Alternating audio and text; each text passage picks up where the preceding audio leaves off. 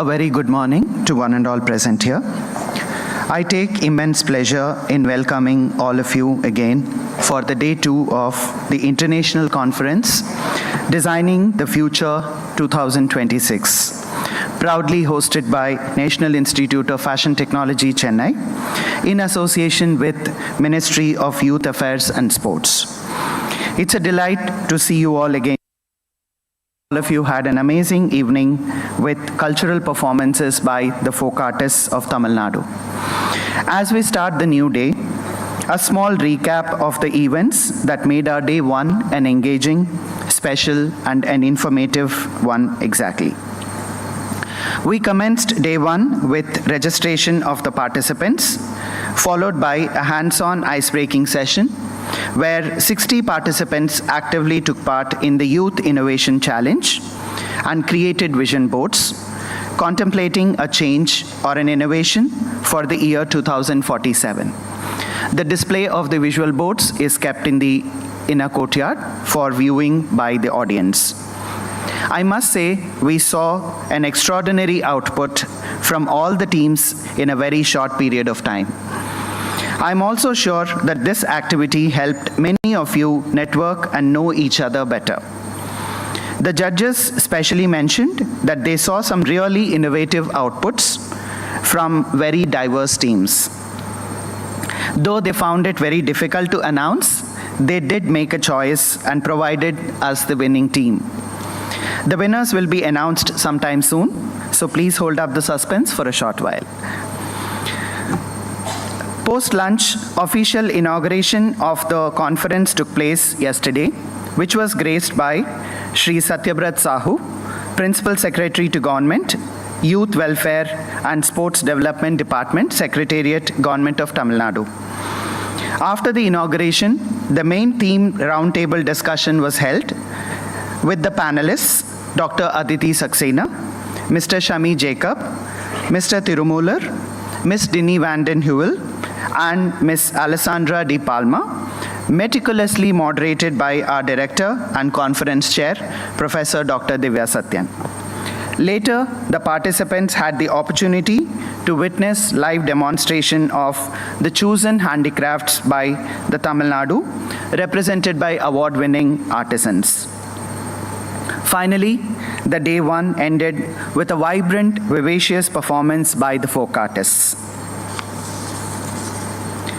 The day 2's schedule goes as follows. We will be commencing with keynote addresses by 2 eminent speakers, followed by tea break. Then we will have keynote addresses by 3 more eminent speakers, after which we will have a lunch break. Then roundtable discussion on sub-themes and paper presentations on sub-themes will be running as parallel tracks at different venues, which will be announced. After which, by 6 p.m., cultural program will commence in the outer courtyard, followed by a networking dinner.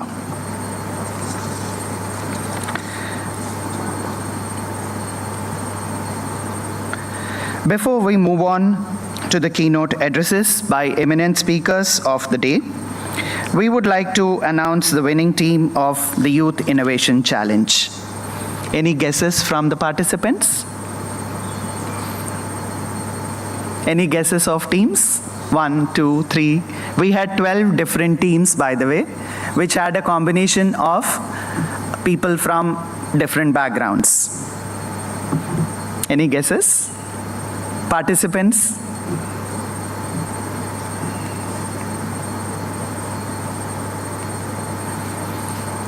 At least now, by seeing the vision board.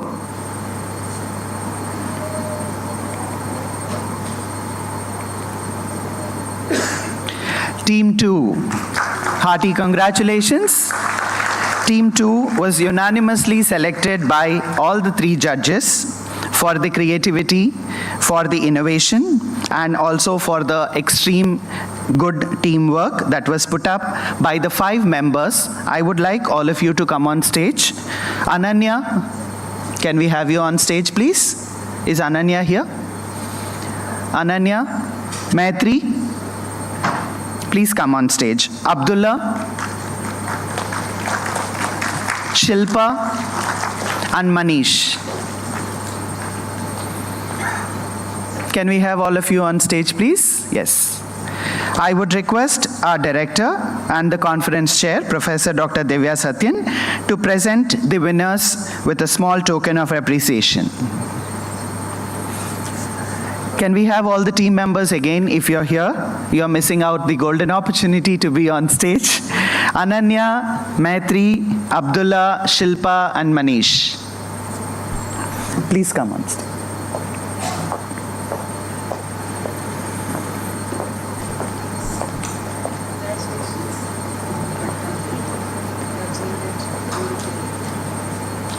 Can we have a huge round of applause for the winning team, please?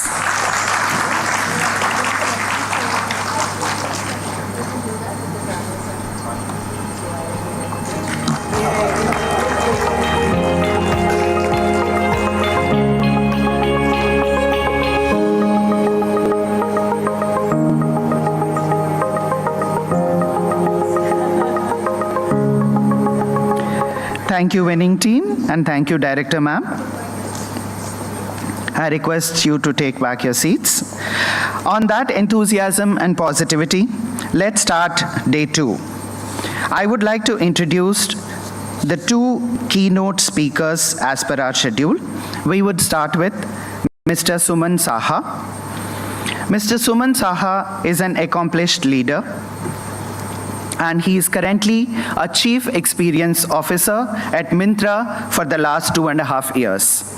At Myntra, he leads the House of Brands charters, which deal with some of the most iconic brands, celebrity brands, as well as international brands. He also leads the Forward Charter of Myntra, which is aimed at Gen Z consumers who are very, very fashion forward. Prior to Myntra, Mr. Suman was at Arvind Fashions Limited, where he was the Chief Executive Officer for the brand Arrow. He comes with 26 years of robust experience, spanning the entire textile and fashion value chain. He has worked across a diverse set of companies like Carrefour, Vardhaman Textiles, and Raymond's Apparel in his previous stints. In his illustrious career journey, Mr. Suman has engineered business turnarounds, launched new brands and categories, and set up consumer-centric processes while driving sustainable, profitable growth. He is an alumnus of NIFT New Delhi and INSEED. We are very happy and proud to have you, sir. May I request you to join us on stage and deliver the keynote.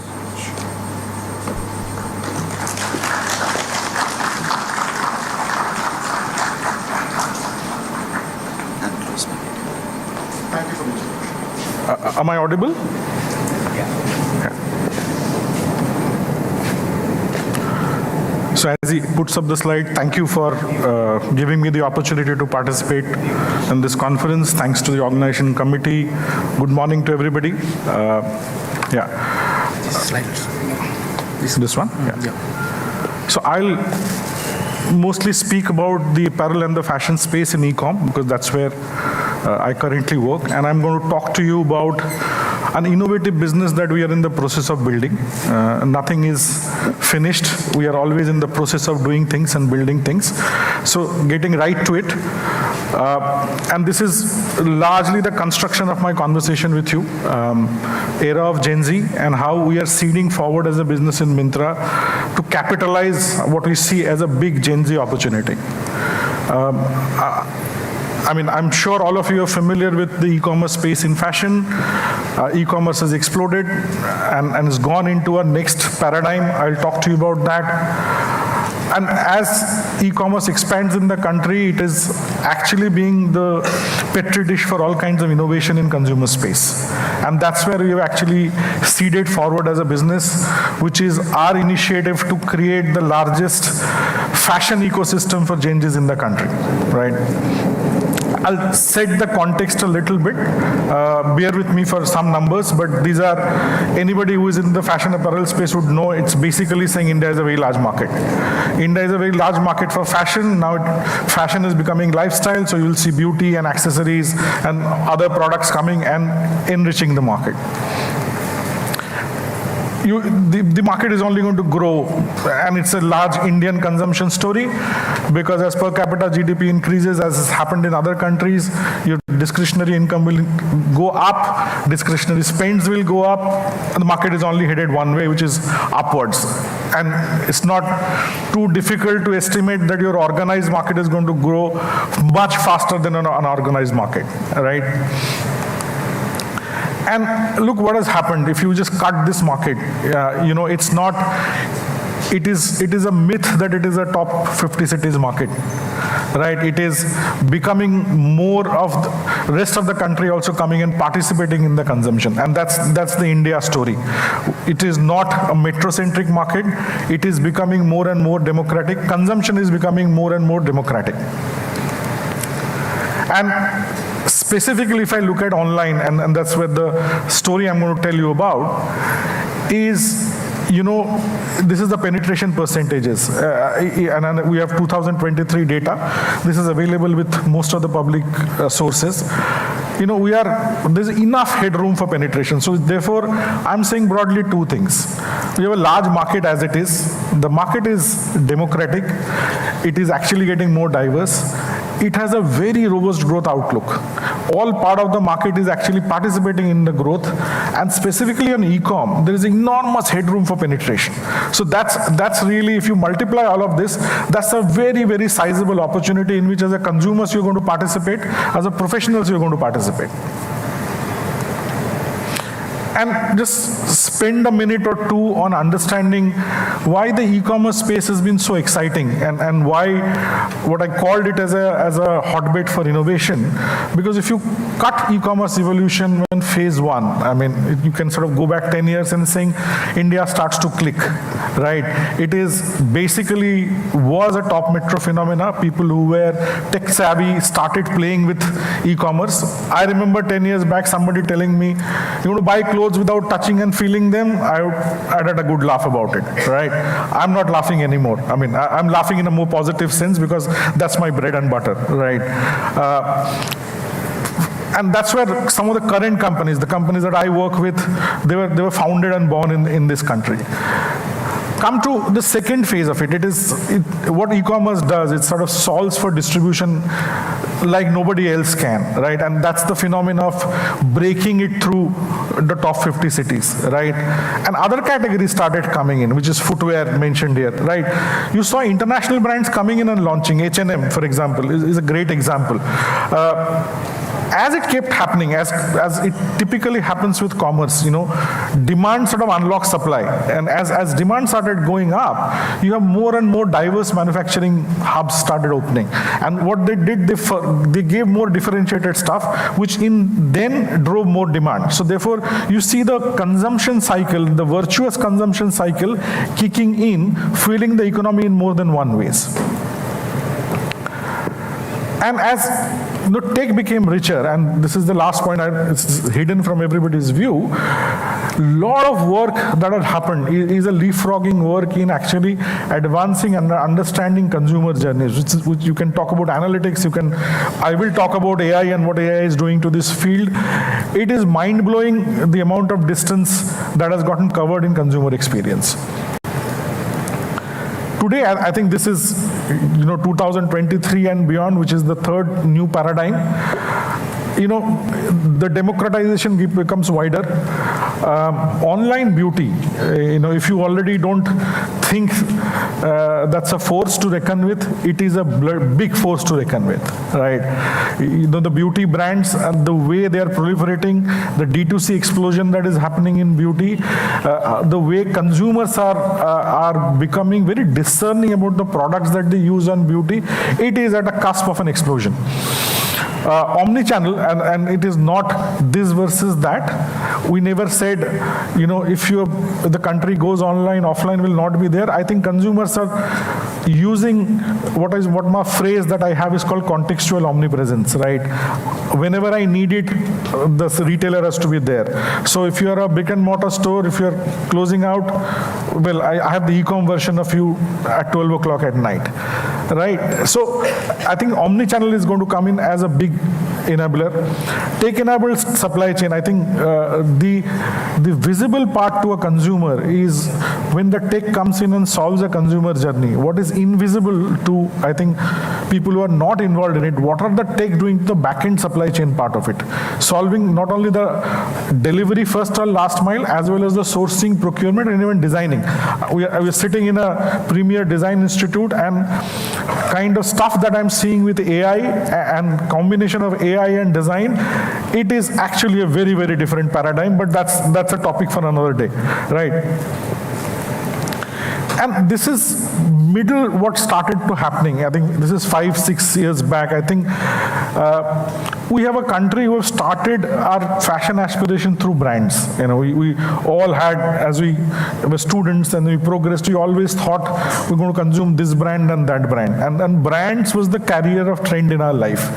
First time ever, I think trends have become the more currency of conversation, currency of purchase, right? And in online, what we are seeing, 50% of the online share of products are more trend driven than anything else. So if you're getting it right on trend, on fashion, you're getting it in time, you're doing a good job of it, right? I mean, a large width that comes with online, 12,000 odd styles at any point of time. And these are some numbers, but the key point is you want to see faster, more relevant trends online is actually upping the game more and more. And that's where consumers are moving towards. Right? I'm not getting into some of the more technical aspects of it. But what I am starting to get everybody to one page is that innovation is constantly shaping the next frontier in fashion. I think fashion is a younger industry, but it is at the cusp of multiple things, and how cultures change, how we see, inspirations around us, role models around us. But what companies have been able to do is now our ability, and whoever, in whichever company, is ability to precisely talk to almost one-to-one communication. It's about personalization, right? It is, you'll feel the journey has been specifically made for you. I mentioned mind to market or the supply chain use in, or the tech use in supply chain in the back-end part of it. Gone are those days of I think even in our organization, we are not talking seasons anymore. There's a spring, there is summer, there is, I don't think those are even relevant. You want it now, can I give it to you now? Right, and it is the job of professionals and tech to figure out how do you predict better. And that comes, I think, from if you know your consumers better, you're able to predict better, then you have to solve for that.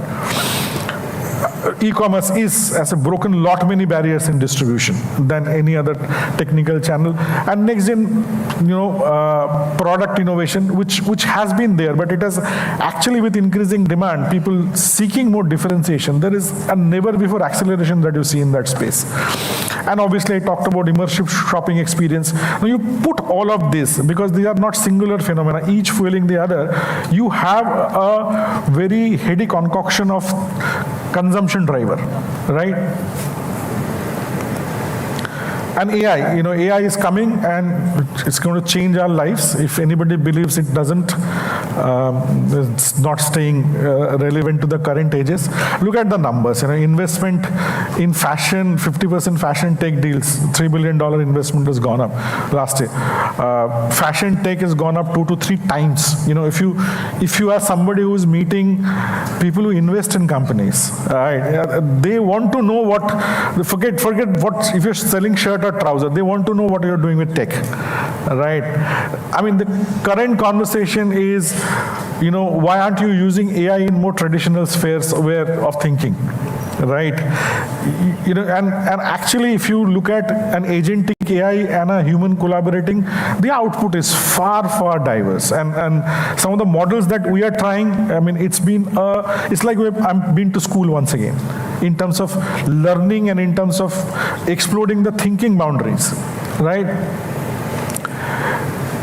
Which is the last line, is shopping is moving from a search-less discovery to an AI agent executing the end-to-end journey. I think it is very powerful, and it is happening across multifacets of our lives, but it's happening definitely in e-com. And this is the context, and then when we actually think about Gen Z, and that's one thing I can say is the most research generation yet, right? No other generation has been as much a topic of conversation or research or has been shredded to pieces as Gen Z in terms of trying to understand them better. What it does is, and this is our broad simplification, and this is what we use to sort of build the business, raised by Gen Z, and this is not a spelling mistake, it is parents, means parents as peers. Try telling that to our parents of our generation, it will be a difficult conversation, but this is the generation which has actually internalized the life-altering shock of COVID, unlike any other generation. And they're very India stack empowered. I think the UPI evolution happened with they being the early adopter of it, right? So they're very comfortable with tech, right? One of the many things is that you throw a avalanche of information with them. That avalanche is not a problem. They know how to sort out multiple things, which has not been the strength of previous generations. And I think this is, everybody will perhaps agree that this generation is possibly seeking more authenticity in anything that they do, in transaction, in purchase, in real life. And they have many things that they do throughout the day. And therefore, and I'm told there are many personalities during the day. So therefore, in traditional, when we were planning businesses before Gen Z, we say, oh, this is your bullseye consumer. Now that bullseye consumer is many bullseye consumer during the day, right? And that's a new set of challenge. And why am I getting so worked about Gen Z and the personality of Gen Z? Because it's a very large business that is in the country. If you just look at AC's average annual customer, and 60 million versus 150 million number of transactions that you do, and this is some estimate of dollar value of their per transaction. It is actually, if you ignore everything, a $4 billion opportunity that is staring everybody in the face. And that's the market side which is exciting. If you just do the math, it is a significant percentage of the growth that is going to get unlocked in the 5 years. So if you're a professional, if you're a company, you're a startup, you're a corporate, if you're not talking to Gen Z, you are missing a piece of this opportunity that is coming up. Now, what do they expect? 40%, they are pretty large, as I say, 40% in retail shoppers. They're buying more into lifestyle, BPC, electronics, that we know. But what do they want? They want speed, And that's where the rise in quick com. They are more frequent. They're coming and checking you out more. I mean, years back when I used to run Alan Solly, and prior to that in Arrow, so somebody agency will come and show you your loyal customer behavior, and they say, oh, how many times in a year do they visit? Now the matrix has changed to how many times in a day do they visit. So once your customer comes once in 3 months, you know what to do with your store. But they're coming every day, and every day there is expectation is speed, there is expectation is variety, and expectation is value. Think of an organization wiring that you have to do to cater to this, right? It's a large opportunity, but it comes in shapes and varieties which we have not seen before. And that is when we looked at it and we sort of said, what is our response to it? How are you going to cut it? Because if online is growing and Gen Z is large part of that online business, how are you going to participate in that growth? How are you going to serve that consumer? And that's where we sort of build forward. And I'm very conscious of time. I'm not going to take you through boring details of every step that we're going to take, but I'm going to touch upon the highlights of 3 core areas where we try to differentiate. And by no means we are done. The reality is that you will never be done. You will keep on iterating as the tech evolves. So one is immersive shopping experience. And imagine a large organization which is, in an e-com, you have that 4x4 screen. I mean, most of it, the traffic is mobile. All of you must be visiting your mobile is your device, right? Ability for you to do anything is in that small real estate. what we did, we actually called out forward in prime real estate. So when you open an app, you actually see forward at the, I don't know, how can I point it? Yeah, at the first one I've outlined and bottom down. You actually can see, if you go to that our app, you will see forward, front and center. But if you come to forward, your currency of conversation is not brand and pricing. Its currency of conversation is a trend element of a product. And this is a dated image, so it would have changed very, very quickly. It changes 5 times in a day. So, second, I spoke about personalized feeds. So if you browse something previously, or if we have your feeds, once you browse and you leave us and you come back again, the feeds that we do for you are very, very personalized. Right. One of the things that we did was, if you bought something or you left something looking at a red something, we will try and sort of remind you that you left us here, so that the journeys that you do are more meaningful. Occasion and where, because if you have multiple personalities during the day, you have multiple occasions during the day. So therefore, how do I be more relevant in our conversation with you? And this is not a traditional e-commerce layout. E-commerce, the 101 is, if you show more catalog, people convert more. But you actually insert more video feed within a product landing page, so that you can actually have a more conversational experience with the customer. And by the way, all of this is picked up by analytics at the back. And we keep on looking at it and we keep on refining it. Maybe this, and at any point of time, there is always pilots going, or what we call A/B tests going on, to see where are we actually going wrong, how can we serve our customers better. It is actually a large part of our job. Again, trends getting highlighted. You actually can go to dress and say what kind of dress that you want, and in that, then you will come back into the dresses. And if you are searching for something, automatic, so therefore there is also the role of a platform to educate people about what trends are, right? And therefore, not only you showcase, you actually tell people what trends are. This is the search for value, and what we did was we created something called Forward Pass. You buy and like a subscription, and you get some X percentage off. So our target was to say you can have fashion, attractive, trendy fashion at your pocket money.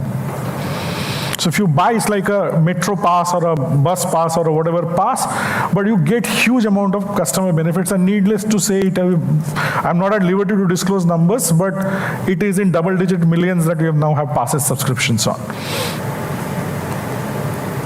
And this is trend first selection. It's actually the engine room of the business.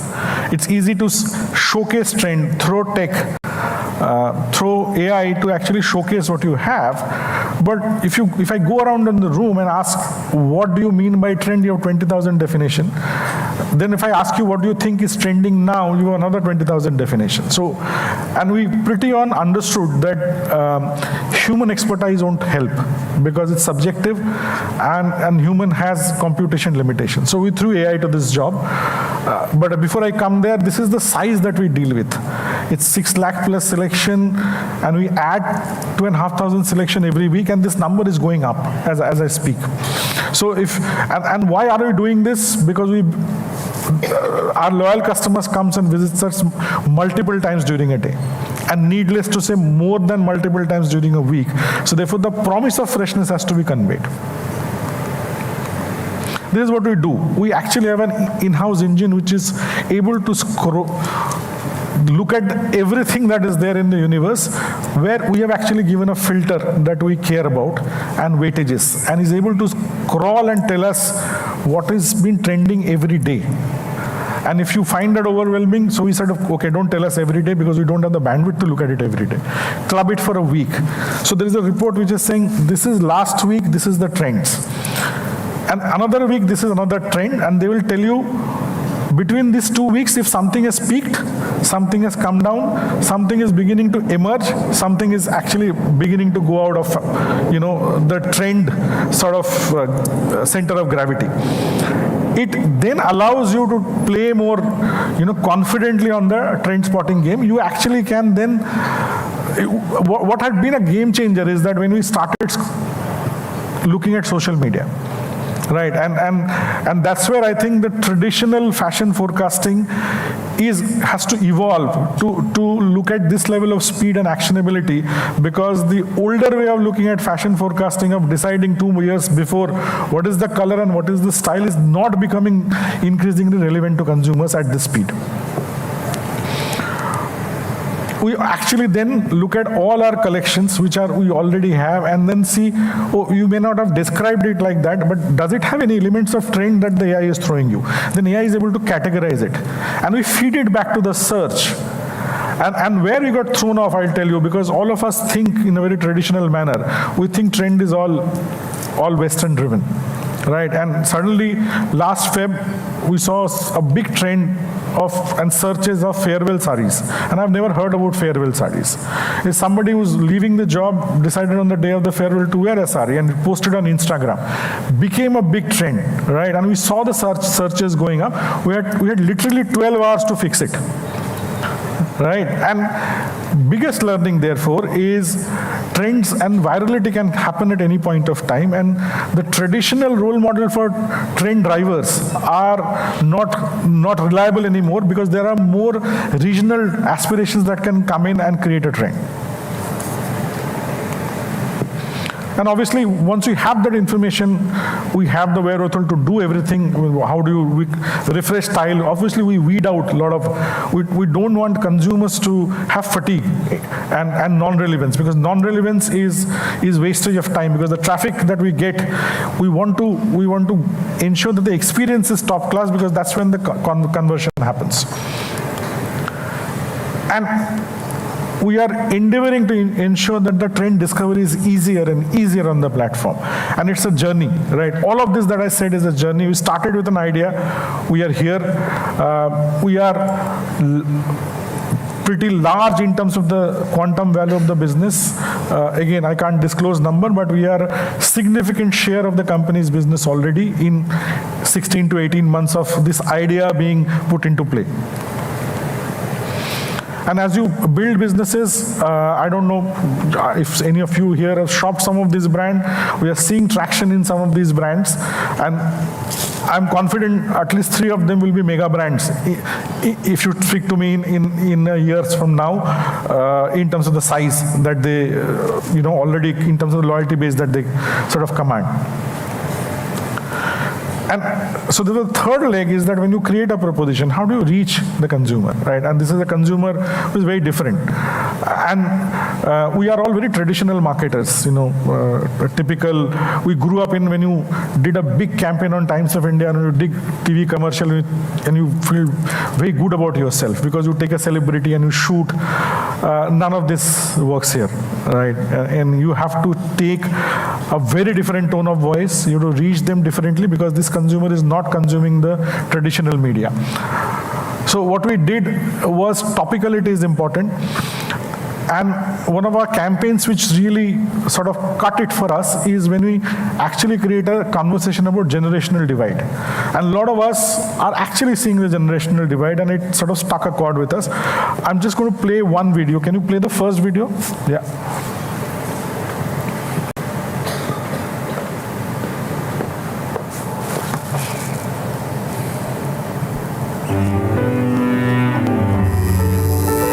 So what does it feel like to be a world champion? Amazing, sir. But so many people want to touch the trophy. Actually, I wanted to check if I can... Of course, sir. You can touch. Vivan, please. Touch?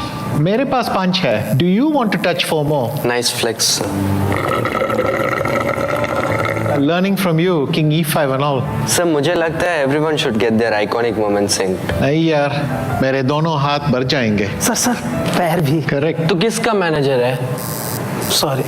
See, Gokesh, to connect with today's kids, I need your help with all this Gen Z lingo, like kabaddi and all. It's Skibidi. Scooby-Doo? Sure. Sir, nobody can teach this, especially to someone of your age. Stature. Sir, the thing is, you need to know pop culture. I know Michael Jackson.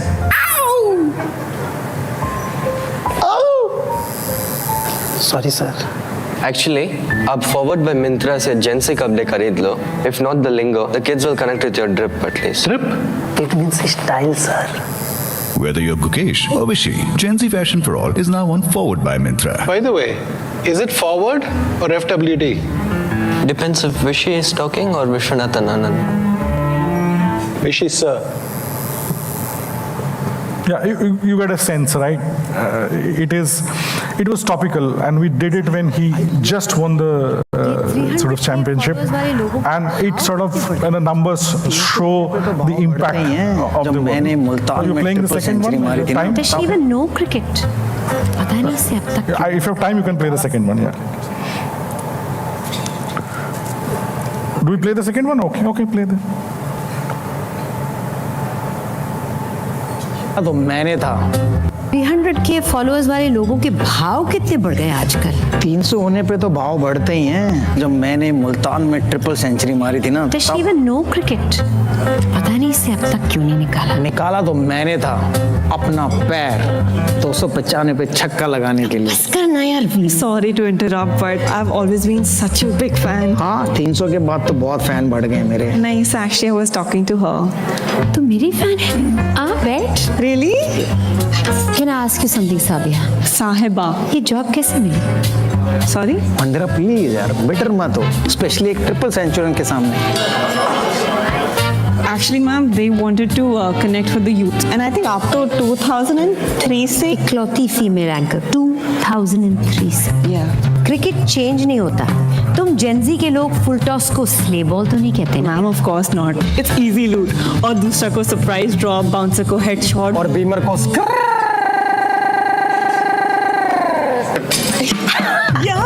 Ma'am, वैसे ma'am to connect with youth आप एक बार ना forward by Myntra पे जाओ and अपना drip check करवा लो and then maybe we can even host together.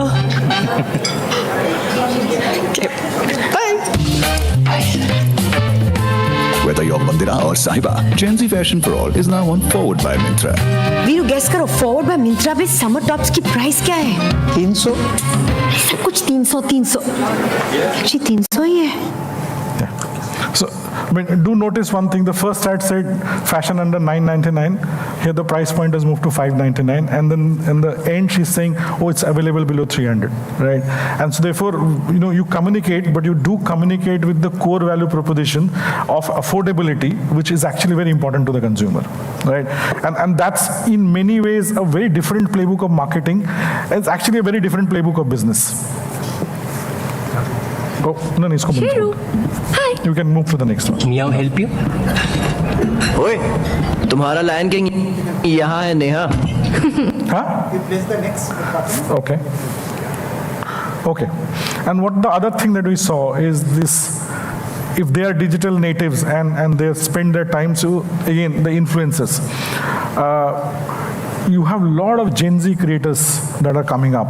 And one of the things that we do, I'm not playing the other videos, is that we turned creators into earners, right? If you are able to come to Myntra, have certain large influence, then there is a sizable amount of money that you make. So therefore, we have a program we call the Glam Stream or Glam Fest. It is actually pushing every consumer to say, come and share your style, share your fashion advice to a large number of people, and in the process earn money. And in the last 2 years, the creator economy as a concept has gone through the roof in the country, and we are participating in that movement also because it matters to our consumers. It keeps on playing, sorry. बात ही नहीं थी. एक बढ़िया गाना नहीं सुना. इसीलिए. Yeah. We also, being part of the culture, part of microdrama, where it feels like an entertainment and not an interruption. It's very important that you feed content where it adds to the journey and doesn't feel like a distraction.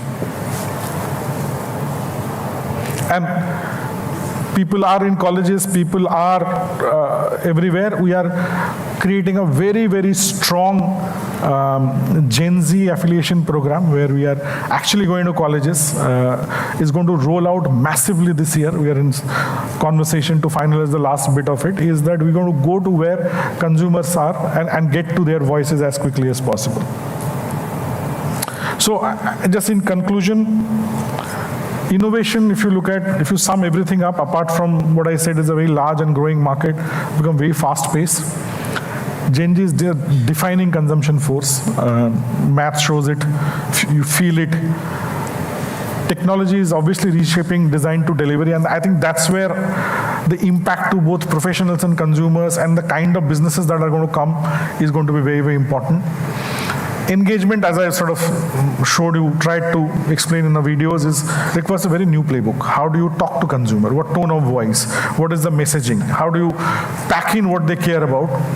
And all of this we are trying to do at scale at Myntra Forward, Myntra FWD, Myntra Forward, depending on who you are. You can say Forward or FWD. But that's what we are up. And it's been an absolute pleasure to share the story with you. Hopefully, I've been able to present a case of where we have done innovative thinking at multiple levels of a consumer journey and in the process of building a business. Thanks a lot for your attention.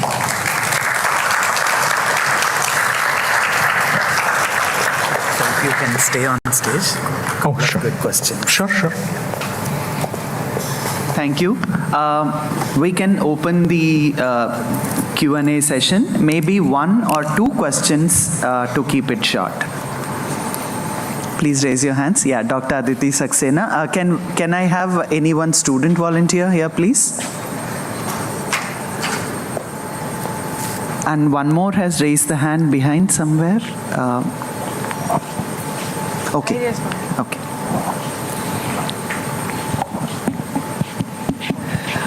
Thank you.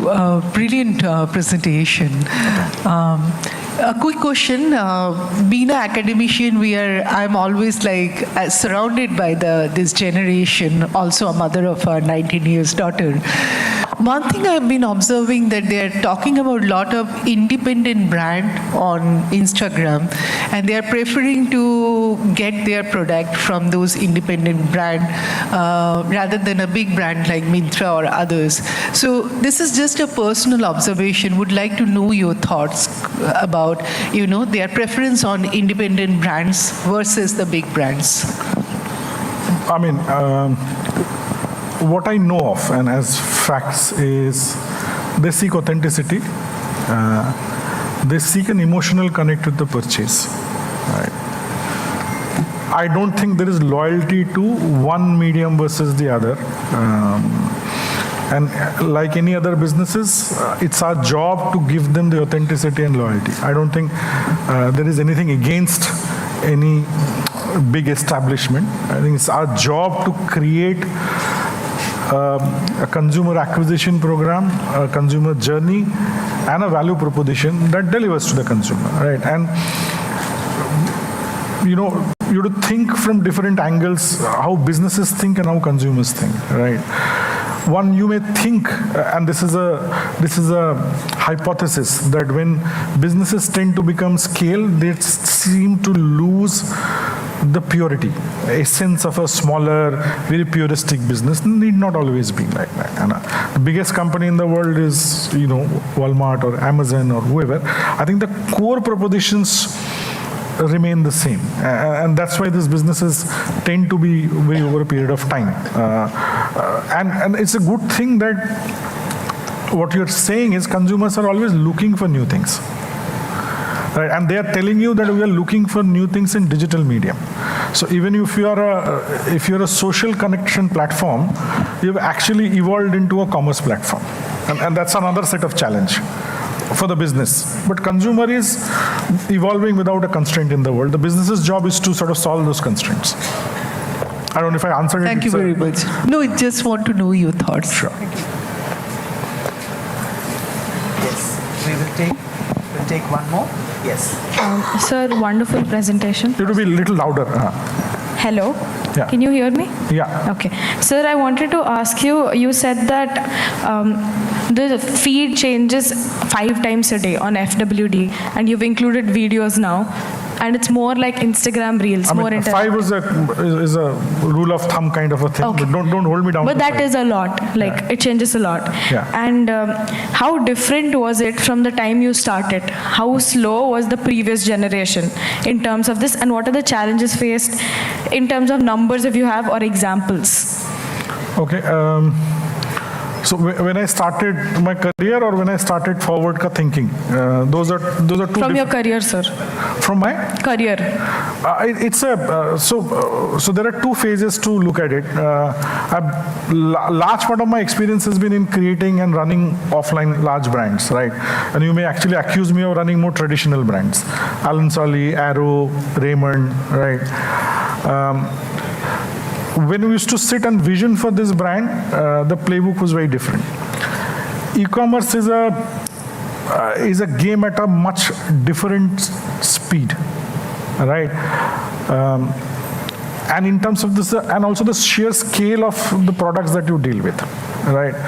So the first big change that you see is that you don't have so much of time as you have more in a traditional sort of business. It is, e-commerce itself is a game at an exponential level, and this is at exponential to exponential level, and I'll tell you why. Because at some level, commerce is linked to it. And you are in the business of width, and in the business of, it's not that Myntra is any time slower than this. We are trying to also get to a faster mind to market, but this is faster than that. Your surrounding ecosystem has to be ready. Your workforce has to be ready, right? The sheer, before you get physically agile, your mental agility has to come. I think the maximum amount of time has gone into actually getting this reality that your thinking has to be at a very diverse level of speed, right? So I do sometimes wonder, is that should we make a 7-day business plan? Right, and when I say 7 days business plan, I was thinking, yeah, thoda zyada hai. Should we make half of a week? Because that's the volatility of the business. And what you want as a competency is your ability to react to any stimulus and sometimes lead the change. And that comes from a different level of agility of thinking, which I think is, at least I have been able to see this when I moved to e-com. Sir, and you said Gen Zs want speed now. Yes. Do you ever try to slow it down, or do you always try to catch up to their speed? Sometimes in some cases we have been able to, we have been chasing them. In some cases where we had solutions ready, we have sort of been able to handle that. But if you look at fashion in quick commerce, is a story which is just beginning, which means the capability, the margin structure, the capex investment, the working capital, all of this we are solving. And when I say we as an industry, it's not a very established playbook, right? Quick commerce in grocery and other products are much ahead than fashion, right? And so therefore that playbook, but what is also happening is that this pull is actually making the overall e-commerce engine go faster. Right, so it's a lot of complex business issues hidden into this simple truth that people want to think faster. I used to think, who wants clothes in 2 hours? But once you taste it, right, the need for planning goes away, right? Even grocery, that's what's happening. So it should happen. I'm not a forecaster to tell you this will happen or that will happen. This is my insight into the matter, very personal. Thank you, sir. Thank you, sir. We request you to join Sridhar? the audience. Sridhar, I have a question. Sorry, Sir, wonderful presentation with a lot of numbers, which is very practical. I have just a question. You said there is farewell series picking up, and you took 12 hours to fix it. Can you just elaborate on it? So I didn't get the... No, in the presentation you are making about farewell sarees, and which picked up, which took almost 12 hours to fix it. Yes. Can you just elaborate on it? No, what do you want me to, what aspect you want to, so How did you track it? How did you able to fix it? So there is Google trend that shows And if you go to Google Trend, you can actually see top trending searches, right? Second, we have our organic searches. And then somebody is scrolling Instagram at any point of time. So as a stimulus that sort of comes to us at every moment of time. And you also look at saying, what are people searching for, and that where they're not getting any product. That's a breakage report in many ways, right? If you run a store and say I sell toothpaste, people are coming and saying, do you keep toothpaste? And I don't have toothpaste. After 3 people go in, even a traditional shopkeeper will start worrying, should I keep a toothpaste or not, right? Now, it's the same thing, but it's played out at a much faster speed. Now, once you figured out that this is a problem, then you know which kind of sarees. Are they calling it farewell sarees? What is the mood? What kind of design, etc.? You use AI, you use your human ecosystem, you use your seller ecosystem, and with a little bit of effort, love, and sometimes the passion to serve consumers, you sort of beat the deadline. Thank you. Thank you, sir. Please join us in the audience. Thanks a lot. Thank you very much, Mr. Suman Saha, for taking the questions and answering them patiently, and also for the detailed data-based inputs in fashion e-retail, and sharing your views on AI integration, online operations. Your work experience definitely speaks volumes in this area of consumer experience, sir. I personally love the term parents, particularly related to the Gen X. We are one of them. I'm sure many of us here can relate to this term. Focused Gen Z choices were very, very interesting to note from your presentation. I'm very sure that Vision Next, headed by Dr. Kaustav, have already started working on the trend spotting, which is focused towards the youth or the Gen Z market. We definitely, thank you, yes. So I get to know that Vision Next is already collaborated with Mr. Suman Saha. Thank you so much. We move on to the next keynote speaker, Dr. Deborah Thiagarajan. Dr. Deborah Thiagarajan is a founder president of Madras Craft Foundation. She is an honorary director of the Dakshinachitra Heritage Museum. One must definitely visit it. She is also the past director of Dakshinachitra Heritage Museum. It's an NGO effort to preserve, promote, and showcase everyday arts, architecture, and folk performing arts of South India from the 19th century to the present day. She was the convener and founder of Tamil Nadu State Chapter for Indian National Trust for Arts and Cultural Heritage from 1984 to 1998. She has completed her PhD from University of Madras, Department of Ancient Indian History and Culture. She has done multiple programs nationally and internationally. She has had achievements and awards, some of them to name. She has been awarded the Pride of Chennai 2016. She has been awarded as the Women Achiever by India Today. She has been awarded as the Champion of Chennai by Reds Magazine. She has also been awarded by the Indo-American Association Chennai chapter. She has been given the Lifetime Achievement Award in 2012 by the Rotary Club. She has also received the Bharatiya Vidya Bhavan Award. Ma'am, we are truly honored to have you here with us to deliver the next keynote address. May we request you on stage? Can we have a huge round of applause for the keynote speaker? Thank you. After the last talk, I'm taking you back to a calmer area. I'm taking you back to the Dakshinachitra Museum, to what life was like in the beginning of the 20th century. And I think I'll start with a short 3-minute film. It's actually a promotional film for fundraising, but it'll give you an idea about Dakshinachitra. Nestled along the scenic East Coast Road near Chennai, Dakshinachitra is a living museum. I spent weeks and months of my life in villages in South India, and I realized that what I was seeing, the architecture, the craft, the folk performing arts, would disappear. No, I'm fine. And when it disappears, a whole cultural history would disappear with it.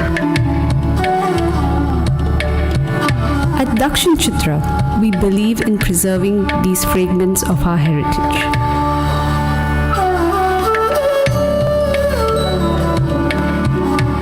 For over 3 decades, we have dedicated ourselves to conserving South India's rich architectural and cultural legacy.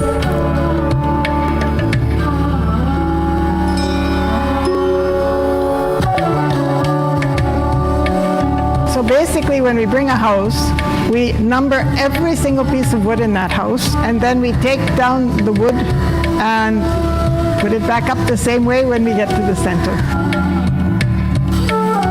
The wood has to be polished and cleaned. We have to replace whatever wood has been termite eaten or broken. Quite a laborious task. We use people from the region from which the house comes. Only they know how you construct the house from that region. Each house here is more than bricks and mortar. It's a repository of traditions, of crafts, of memories. A bridge between the past and the future.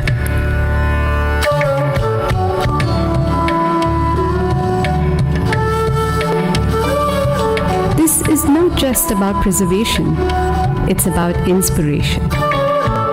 About keeping alive the spirit of people and the ways of life.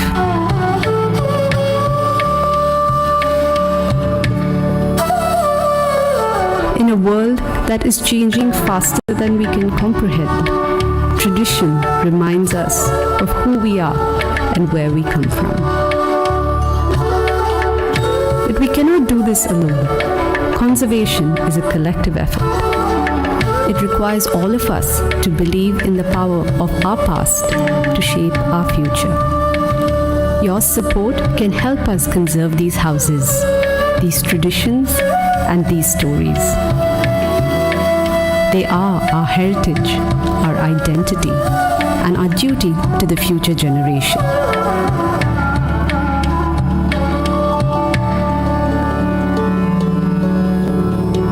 That's fine. Okay. Yeah, just turn it off. Will I be too loud if I speak here? I said, if I stand here, will I be too loud? No, it's okay? Okay, all right. You're comfortable, you can just walk around. Okay, all right. So today I thought I would talk about how museums, particularly contemporary museums, can foster creativity. There are many, many museums which are coming up in India now. Many of them are from the NGO sector, and many of them are contemporary. They are participative, experiential, and they have many programs, use technology, and they also work with many, many students. And you have to realize that nearly 80% of the students today are first generation. They go to school, go home, go to school, go home. They have very little exposure. So how does one get exposure? And a museum is one way. So I've often been asked, why did I start Dakshin Chitra? And I'll tell you a little bit about my own creative journey. I came to Madras in 1970, and in 1972 my husband and I moved to Coimbatore on his work, but I also had employment with the Tamil Nadu Nutrition Project, and I was tasked with interviewing pregnant mothers and mothers who had children up to the age of 2 in the villages of Western Tamil Nadu. And I was in villages for nearly 6 days a week for 2 years. When I finished that job, I was hired by CARE to do an evaluation of the efficiency of the midday meals program throughout Tamil Nadu. And it was relatively new at that time. And we were tasked, I and my colleague, both of the times I had a colleague with me, were tasked with interviewing all the participants on the midday meal programs, which at that time was focused on the 30 lowest economic school students. And these 3 years of my work in Village India had a huge impact on me and my life. I was totally humbled by the generosity of spirit I saw in rural India, particularly among the very poor. And in the 70s, there was rampant poverty in India's villages. And I was also inspired by the richness of the culture that I saw. I was in the houses of craftspeople, all different weavers, all different kinds of artisans, and the folk performers, who were the field laborers by day. And I was also saddened because I felt that all of these participants of culture felt dejected. They felt that their work wasn't appreciated. They didn't get respect. And I knew that this would all disappear at some point as India modernized.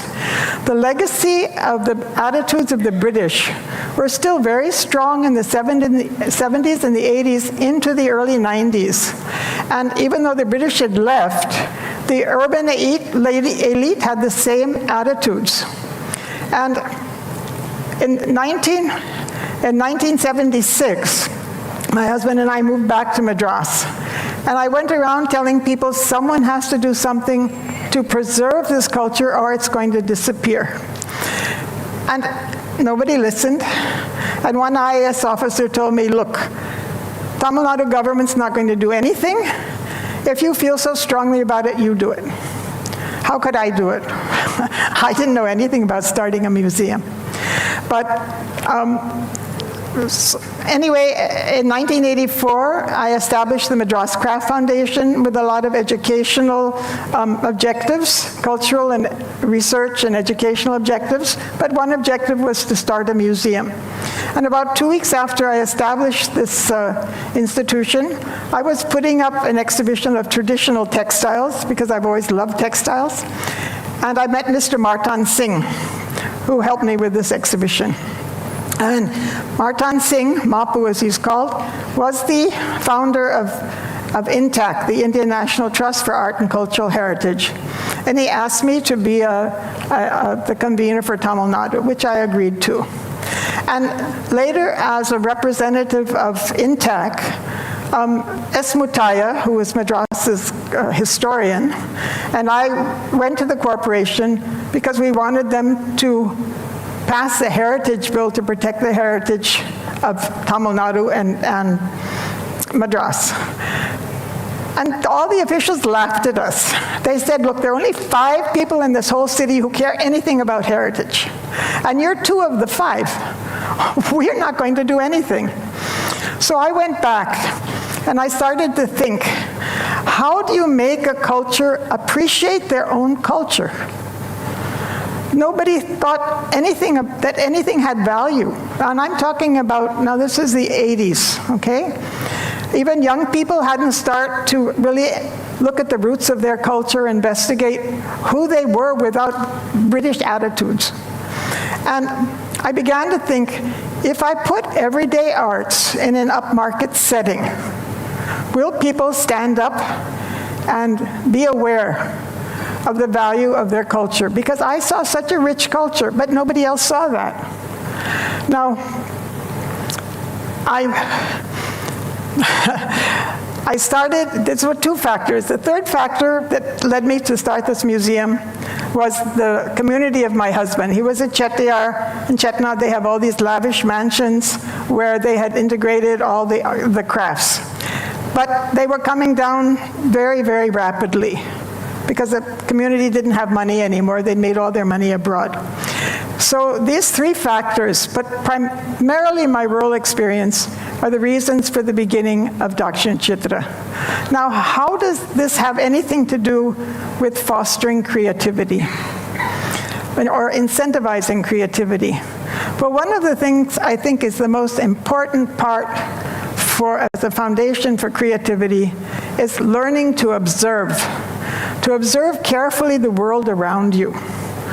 Because if you observe the world around you, you will notice what is missing in your society. You will notice what things have to be done better. you will see opportunities where if you just look without seeing, which is what most people do, you won't be aware of the opportunities that exist. Now, when I decided to start Dakshin Chitra, I had no idea that I had organizational abilities. I had no idea I had leadership abilities. I did not know if I could fundraise because I had to raise all the money to build this museum. But I had quite a few volunteers who joined me, but they were also culturally conscious. And slowly we began. The government gave us land in late 1990, which meant we could write for grants. We could start to fundraise for the museum before we couldn't because we didn't have any land. And I got grants to study the architecture from the Development Commissioner Handicrafts, a 2-year grant for each of the 4 southern states. And while we put together teams and they were researching, I bought a lot of craft. Craft costs nothing because nobody appreciated it. They thought it was worthless. Now that's what you see in our museum. So slowly, things happened. I didn't care whether I failed, but I knew that I could try my best and I would learn from trying. And luckily, as I said, we had many volunteers because there was nobody trained in the skills to run a museum. Now we've had an internship program for the last 18 years, so we have a small cadre of people. But what I'd like to say is for incentivizing creativity, I think I said observation is key.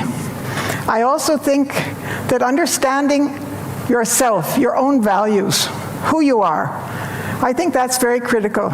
And today, there's so much mental illness among young people.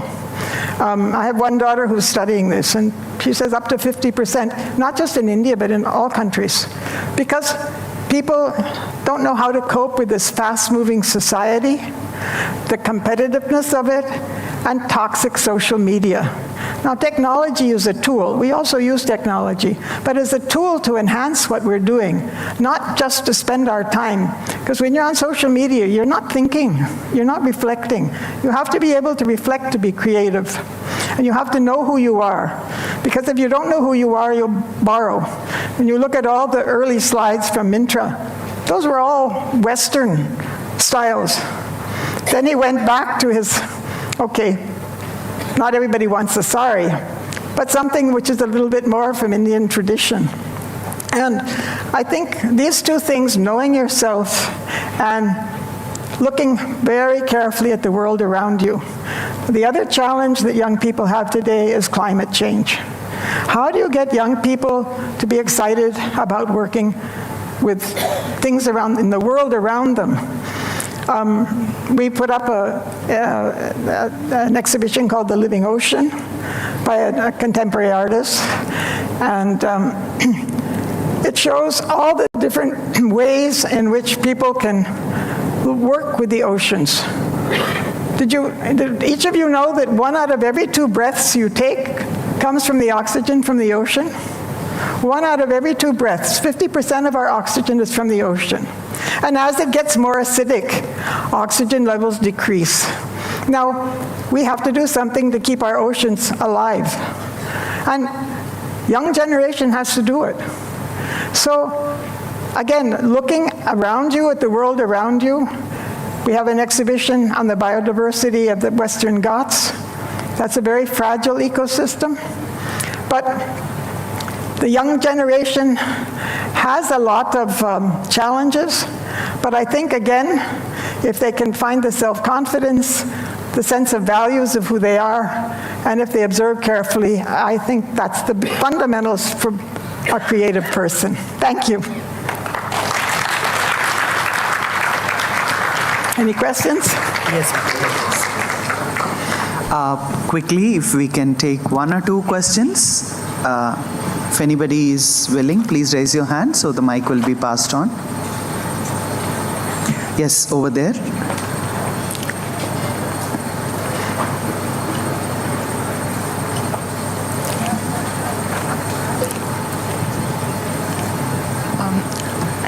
Hello. Yeah. Hi, Deborah. Thank you very much for the wonderful talk and walking us through your journey. So I would like to know what was the hardest part in documenting some of the intangible parts of craft when you brought them to the museum? Like, was it like the stories, the rituals, or like how people interacted with the craft itself? What out of it was like a What is the hardest part in craft, making craft? Not making craft, but like when you bring craft that belongs to a specific region into the museum, right? What has been hard about documenting some of the intangible parts of it? Like, was it the stories between it, or like how people per se would like interact with craft on a regular basis? Well, every craft, every object has a story. And how do we bring out that story? How do we document that? That's very important, actually. We're actually working on that. We have 2 anthropologists working on that. And I started out as an anthropologist. But I think basically you have to work with the people who make contemporary craft. You have to understand their lifestyles. What I have learned about craft, I learned through Dastakar, actually. We went to Sandhara Kushala Kendra, which is the Lambani Embroidery Center. And I was with a designer. And she had given them photographs of contemporary homes with sofas and cushions and all. And she asked them, please, when you do your embroidery, look at these homes and embroider for the context of these homes. And so we went back a couple of months later and we wanted to see what they'd done. And they'd done nothing. And we asked, why? And they said, we've never seen homes like that. We can't even envision putting our art in those kinds of homes. So the lesson we learned was you have to work with craft and even the stories of craft from the minds of the craftsmen, because it has to be within their capacity to imagine. And if you want them to imagine differently, it's a very slow process, but it can be done. So I hope that's answered your question. Yes, I don't know if it has. Yes, thank you very much. Kaustav asked me, I wrote a book on the crafts of Karnataka. I've done a lot of research throughout Karnataka, and I wrote a book on the craft of each of the different regions, of the architectural craft also, and of the folk performing arts. And we also wrote a book called The Tamil Landscape, which is not as precise or comprehensive as the one on Karnataka. And I'm working on one now on the cult of Ayanar, the village deity. But anyway, it's been a very enriching experience for me, and I'd do it all again if I could. Thank you. Any more questions? Yes, ma'am, we have one more. One more okay. question. Good morning. Where are you? I wanted to ask, how can architecture move beyond showcasing crafts to actually sustaining artisan livelihoods in long term? And also, what strategies help sustain artisan livelihoods beyond just exhibition? Can you tell me that question again, what she said? Can you please? Should I repeat? Yeah, a little slow and probably loud. Okay. How can architecture move beyond showcasing crafts to actually sustaining artisan livelihoods in the long term? And also, what strategies help sustain artisan livelihoods beyond just exhibition? So how architecture can go beyond just being only a craft-oriented part? Architecture? Yes, yeah. I don't know, if you look at temples, look at the beauty of the old temples. And actually, temples, those gorgeous temples, stopped being built in the 1600s. That was when the dynasties, the earlier dynasties, had died out. The visionaries for these temples were also no longer there. And all the what we call the Visvakarma craftsmen, they went back to their villages, and now they work separately. But they understood lots about architecture, not just craft. They understood how light and shadow play in architecture. If you go around the temple, you'll see how the light beams in around the outside sanctum. So they knew how to use craft, but in ways that could be very contemporary today. And in the Deccan, again in the 1700s, you have a huge influx of craftspeople from Persia, from Turkey, from Arabia, and they built fantastic monuments in the Deccan. I bet most of you haven't been to Gulbarga, but the Bidar, where the Badami and Bijapur. They used a different aesthetic, but they were able also to combine South Indian craftspeople with the Persian craftspeople, and they brought a syncretic sense of architecture up. It's not as elaborate in the facade, but again, there they had all the tiles, they still had lots of paintings. You have to look, again, that's what I mean by looking at the world closely around you, because there's such diversity here. And when you see, if you study a monument, you will get lots of ideas, lots of, your imagination is triggered. And I think that's a very important part of creativity. So look at your traditional architecture. Think of what are these people, what were they thinking? What were they doing back then? Why did they do it the way they did it? And how can I learn from what that legacy is? Okay, I hope I answered your question. Thank you. Thank you very much, ma'am. I request you to stay on the stage. Okay. I also request Mr. Suman Saha to join us on stage. I request our director and conference chair, Professor Dr. Divya Satyan, to join us on stage and felicitate the keynote speakers with a curated memento. Quite the opposite of your talk.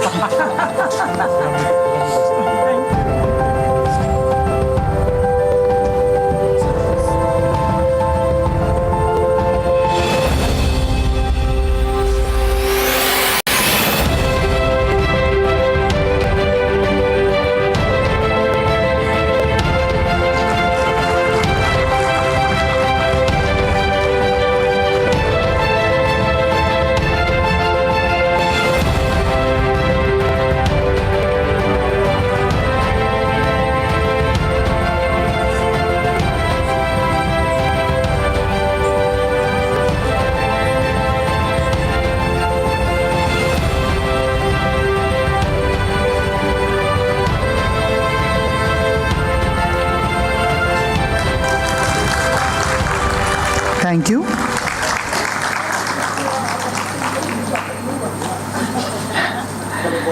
Thank you, Mr. Suman Saha and Dr. Deborah Thiagarajan, for your wonderful insights into two completely different worlds of fashion. We are happy to have Dr. S. Kumaravel, Assistant Professor and Head in Charge, Department of Social Work from Rajiv Gandhi National Institute for Youth Development. Sir, we request you to join us on the stage. I request a director to welcome him with a memento as a token of appreciation.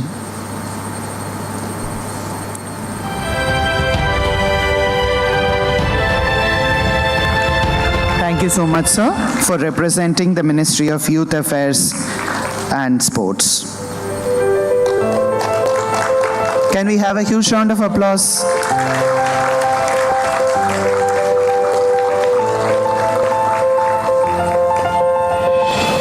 Thank you so much, sir, for your presence. Thank you, Director ma'am. Now we will have a short tea and snack break. I request all the participants to proceed to room number 18 and inner courtyard. Requesting all the participants to return to the auditorium as soon as possible, so that we can continue with the keynote addresses by three eminent speakers who have already arrived. Please not delay. Thank you so much.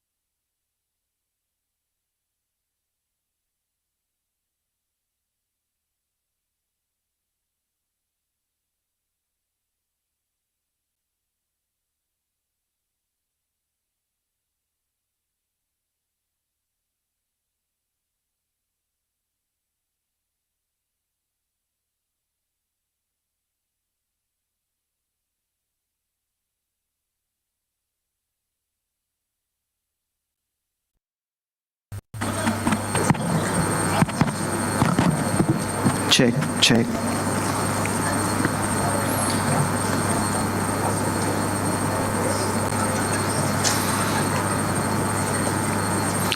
A very good afternoon. May I request everyone to be kindly seated so we can commence with the keynote addresses. May I request student volunteers or any of the faculty members here to just guide everybody to come back to the auditorium.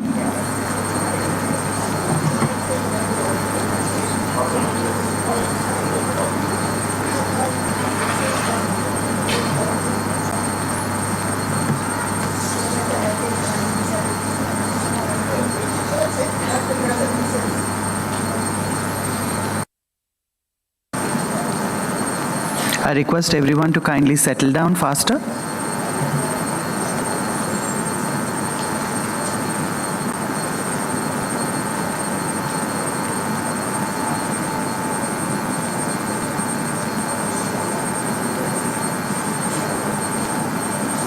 Any student volunteers around, please inform room number 18 for all the participants to be led here. Thank you.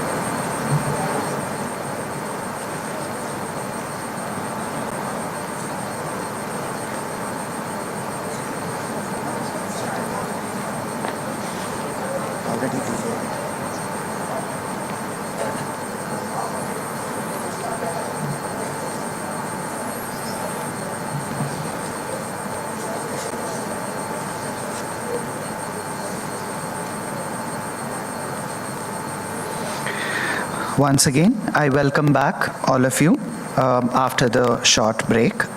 We resume the keynote addresses by three eminent speakers as per the schedule. I would like to introduce to you Mr. M. Abdul Wahab, Managing Director, KH Exports India Private Limited, Director, KH Foundation. Mr. M. Abdul Wahab is a postgraduate in Business Administration with 30 plus years of experience. He is associated in various capacities: Council for Leather Exports, Regional Chairman for Southern Region, Indian Finished Leather Manufacturers and Exporters Association, IFL-MEA, Indian Shoe Federation, ISF, Indian Leather Industry Foundation, ILIFO, Leather Sector Skill Council. He is currently the Managing Director of KH Exports India Private Limited, which is one of the India's leading company in the export of leather products across the globe. He also manages the hospital and school as a part of the corporate social responsibility. We are very proud and happy to have you here with us, sir. May we request you on stage, please.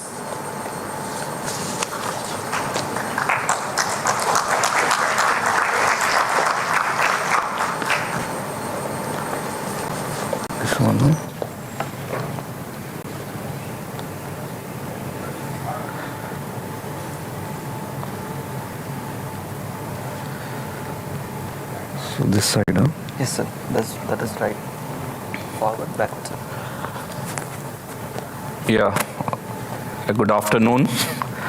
I am very much honored, and I thank Dr. Professor Ravindran for having me here in this international conference. It is a pleasure to be here, and all the dignitaries of the dais, faculties, and my dear students. So when this topic was given, that is on the creativity, inclusion, and technology in youth innovation. Before I go, we have a two contrast extreme presentation in the beginning first half. That is, we had the fast fashion and the modern and the tradition. So you can tell my company to be in between moderator kind of a company that values the traditional craftsmanship that India has culture, India's varied heritage and culture, and we are showcasing to the entire world of fashion. That is our background in a nutshell. So with that, we have last 20-25 years, more than that, 20 years, more than that, we are partnered as a close collaborator between the National Institute of Fashion Technology and KH Export as a company. So which we get the young minds, young creative minds, and they are directly working with the largest fashion brands, the known great fashion brands that every student would aspire to be. So with that in mind, the whole thing is about, from our company, how young curiosity, creativity, and the tradition of the Indian culture, and that we mix with give to the whole world. How and why we do it? Why we do it is, why we did it or why we do it is, basically there is a big, in the fashion world, there is the traditional or the handbag manufacturing business. That is the normal handbag, everyday, day-to-day thing. We are currently doing those kind of handbags, but we are also doing something about what others cannot do. What others cannot do, or what China cannot do in mass. So instead of doing a mass production and be competitive and we will never be able to succeed, we are doing something traditionally different thing that I would like to present, where we combine everything, creativity, inclusion, technology, and that's what it is about. With that background, I would like to say that, so creativity, innovation does not begin in laboratories or boardrooms. It begins with curiosity and imagination and courage to think differently. So what we are doing here is, we are working with very high-end fashion brands of the world, you can say, and we are doing traditionally this kind of designs, small panels, and we offer to the brands leading fashion designers there. The designers, each brand has their own design team, so we give them present and they incorporate into their design and what this needs to be. So with that saying that, as I said, NIFT, Chennai NIFT Madras has been a crucial role, because we have almost 6, 7, or one time we had 10 designers in our organization in thing there, and then we also support their internship programs. So that's what we are doing, almost for 4 to 5 every time, and we are very happy to teach them and show what all we can do. And with that, we are also supporting all the other manufacturers to work in that. So that's what we are doing to our brands.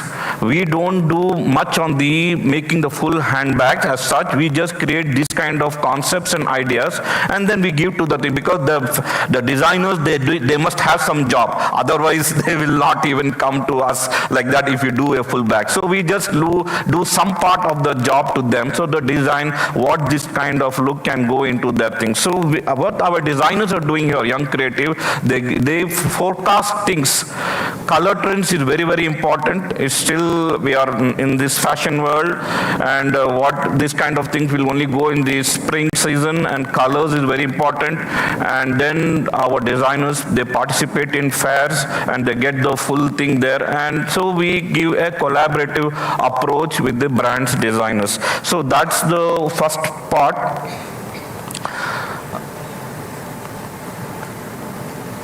I have put this here, what our designers have done, and how it has been translated to world's leading brands. We have Kate Spade, we have Coach, we have Echo, here we have Tory Burch, and many things are there, and Ralph Lauren is also. So these are the things that we work. So our design team, the creative team, they do these things kind of thing. The tradition and the traditional, the wovens are there, and we are also have a sustainable, which I will talk later, and our focus in the wovens, that's the tradition of the Chennai area, this side, and all the major towns that we are there. So that plus whatever the other parts of India can bring there. We also, what we are doing here is, we are working with, have in our factories, exclusive design setup. Because designers come from their respective brands, so we lay out based on their DNA. So our designers, young mind, they work on this kind of, this is our own, it's not something like a New York showroom or something like that. This is our own factory. We have an exclusive showroom that works. So they have the creative mood boards that works. They have the past archives and history, what the designs they have done in the past, and then what we can do together, because it's all cycle. Wash concepts is there on the leathers, fabrics, on various things, and later it moves on, it goes away. After 2 or 3 or 4 years, it comes back again. So we create the archives and keep it, and then with the new colors and trends, we try to do that one. These new things, that having a brand focus, I will talk about 2 things. One is technology involved now, because post-COVID, not much designers are traveling, and our movement also was hindered. So we entered with this Rico Theatre Matterport facilities. That means these mood boards or these designs, we have a virtual connect with the brands, and the quality of the picture that they give, they see is marvelous. That is, I have seen this personally with the new cameras. They can zoom in. Once they can zoom in into our showroom, go particular to something like mood board and see everything. So that can also, so this is an added thing there. It reduces the time. So instead of taking myself one luggage bag of this kind of ideas, and then to 1 week, 2 weeks delay, then come and inform to our people to make. They can zoom in exactly to our showrooms with the color trends. So we cut down the time. One is technology, and we cut down on the time as well. And that gives the fast and precise design development. Creativity, technology, and the fast and precise design development. So this is the exclusive brand presentation. As I don't need to tell about what has happened in this last 6 months' time with that Kolhapuri thing. This is not just wovens. This is the mehendi work is there, the bead work is there, and some zari work is there, the Kolhapuri is there. So what I want, one of the topics that is always interesting from my side is also there's the inclusivity, women empowerment. What we are doing here is, one aspect is what we have discussed, how to make ourselves different from China, Cambodia, and the likes, where they cannot manufacture this kind of things, and they cannot design, they don't have, they're all more into technology and mobile phones and all that. They don't have any more creativity left, as our Madam Deborah has said. We are creating the past, our thing, and how to market those things to the only brands. The brands that we work also, they need the story of women empowerment, the culture. I had one recently, I'll also there on one more slide, I will come to it. So when I started my journey here, I did see this whole contrast of big production, mass production, and this kind of activity. Even this creativity is there even in, as Madam also has mentioned, in our women workforce, what we see, even they come with their, what do you call this, lunch boxes. They will have that, their lunch boxes will not be normal plastic, they'll be woven plastic bags that they want, that they have done on their own. That's their personalized thing. This is what I liked, and this is what, by God's grace, I'm blessed with two girls, and I see that their mehendi work they do on their hands, each time is different. It's not something like that. So this is what we want them to be promoted abroad. Our culture and our tradition is what we want to promote abroad. So India's rich heritage and culture to the world. The Kolhapuri chappals we just talked about, and suddenly it's on the everybody's thing there. That's tradition. Even though I know very well our honorable Commerce Minister, who is from Maharashtra, he has been telling for last 4 years, please, this is a culture. Why don't you take and do it? You are all doing. This is a nice tradition there in the Pune, Nasik region, and we never listened. And some brand had come and focused to take that idea and to make a big cash out of that one. So the Ari Zari works, the beadings that we did, that was in the interlacings, this is, I must say that apart from the traditional work that we do, we have almost 600 to 700 women workforce exclusively doing this kind of work. So, and the demand is so there, sometimes go to 1,000 and we are not able to, currently we are even running late in our deliveries because is the sudden burst of this kind of activity and we are not able to train the thing there. And so that's the kind of, in fact, we had a discussion with our Dr. Professor also to go to newer areas where we can teach the women workforce the lost tradition and so that they can also have supplement their incomes. So innovation. That's the part of the sustainability part I would like to say, but two things have coming to my mind. One of the big brands that our government of India had invited in Delhi, and I was there. Then I showed this. We are doing from our scraps some kind of, we segregate the scrap wastage. We don't let them go to landfill, and we are doing some kind of innovative thing there. They said that the sustainability is not only this is also sustainability, but preserving the tradition, preserving the art, the lost art that is there, that nobody is thing. One of the question was exactly how to get them. One is to preserve the art. Once this art is created, the question was how to make them sustainable in the sense financially, and exactly the question, how to make them financially sustainable so that the art is never lost. It continues. Just apart from the museum, how we can do. The answer is exactly this. There is a big craze and requirement for preserving, the art to be there in the fashion capitals of, be it France, be it Paris or New York, or thing there, and there are brands that are really looking to do a partnership with our company or any company for that matter, to have the brand culture on the past to preserve and to do, especially with women empowerment, something that is there, and they really want to have some kind of partnership, and this is really a good opportunity. So that's the innovation that's not just the profit, but it's solution that is inclusive, sustainable, and meaningful. So we are doing some upcycles. important is why even be created in the first place? Why create a waste and then find a solution?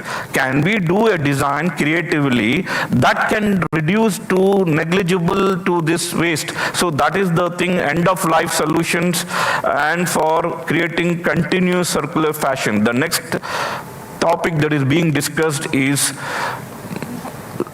God bless the women thing there, they buy 5 bags in a year or 10 bags in a year, not like us.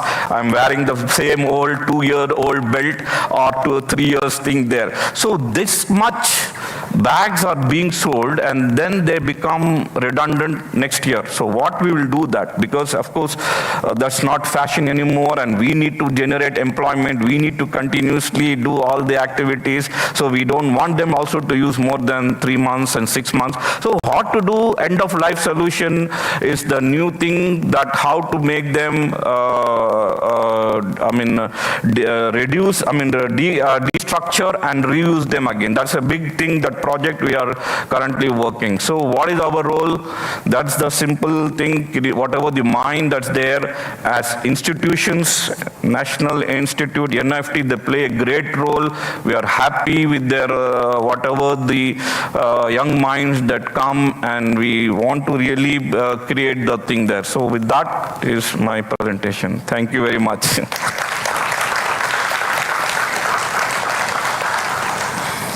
Thank you very much, sir. We can quickly take 1 or 2 questions, if we can make it fast. Yes. Can I, Yashi, if you can pass.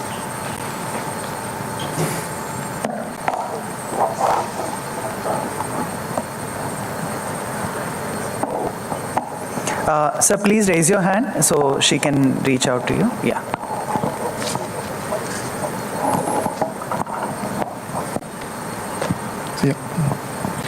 Yeah, good afternoon, sir. I have one doubt with respect to the mention of the presentation that you did. When you did a statement, critical statement telling we are comparing it with China, and us as Indians, we are promoting our own heritage to the world. So I wanted to know, what is your take on the IPR section, sir? How do you think we should protect our own designs when we are basically giving it out on a global scale? How we do our Indian heritage ideas to the world? Is that the question? How do we save our intellectual property? How do we save the intellectual? I can really tell you that whatever the designs we create or whatever the bag that we produce, I am very happy to say that they cannot be worked or duplicated in China or Cambodia or Indonesia, because that culture is not there. The culture of weaving itself is not there. So we are really, and of course this has now become explosion, and we see that this culture is there now in India. I mean, we are now happy to see that whatever the bags that we are making, and now even in North India they have started to do this kind of activity, and there are towns in and around Delhi, northern region. Now that's fine, that is fine, that is, so we cannot really preserve the as an intellectual property. Of course, like you can say that Kolhapur is intellectual property, that is really very much in 2 towns thing there, in Nasik, and think that GI tag can be there, and then that word, so that's one thing.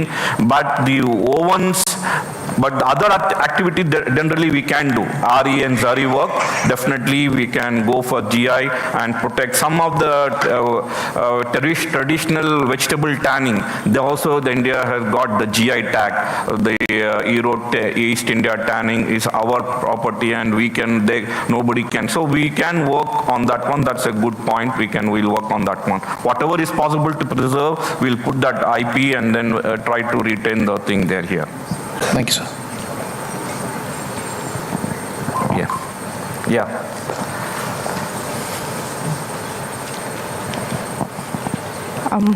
Sir, how do you meet the requirement of giving employment to all the women, as you said, like 600 to 700 people, while also you said you were focusing on creative design that reduces waste? So suppose you're making a bag, maybe you'll try to reduce as much as possible, 0 waste bag or something. But on the whole, if you're producing bags, in the end you are adding up to the entire waste. And you're saying that women like buying more bags. So it is ending up there somehow. So how do you balance that out while giving them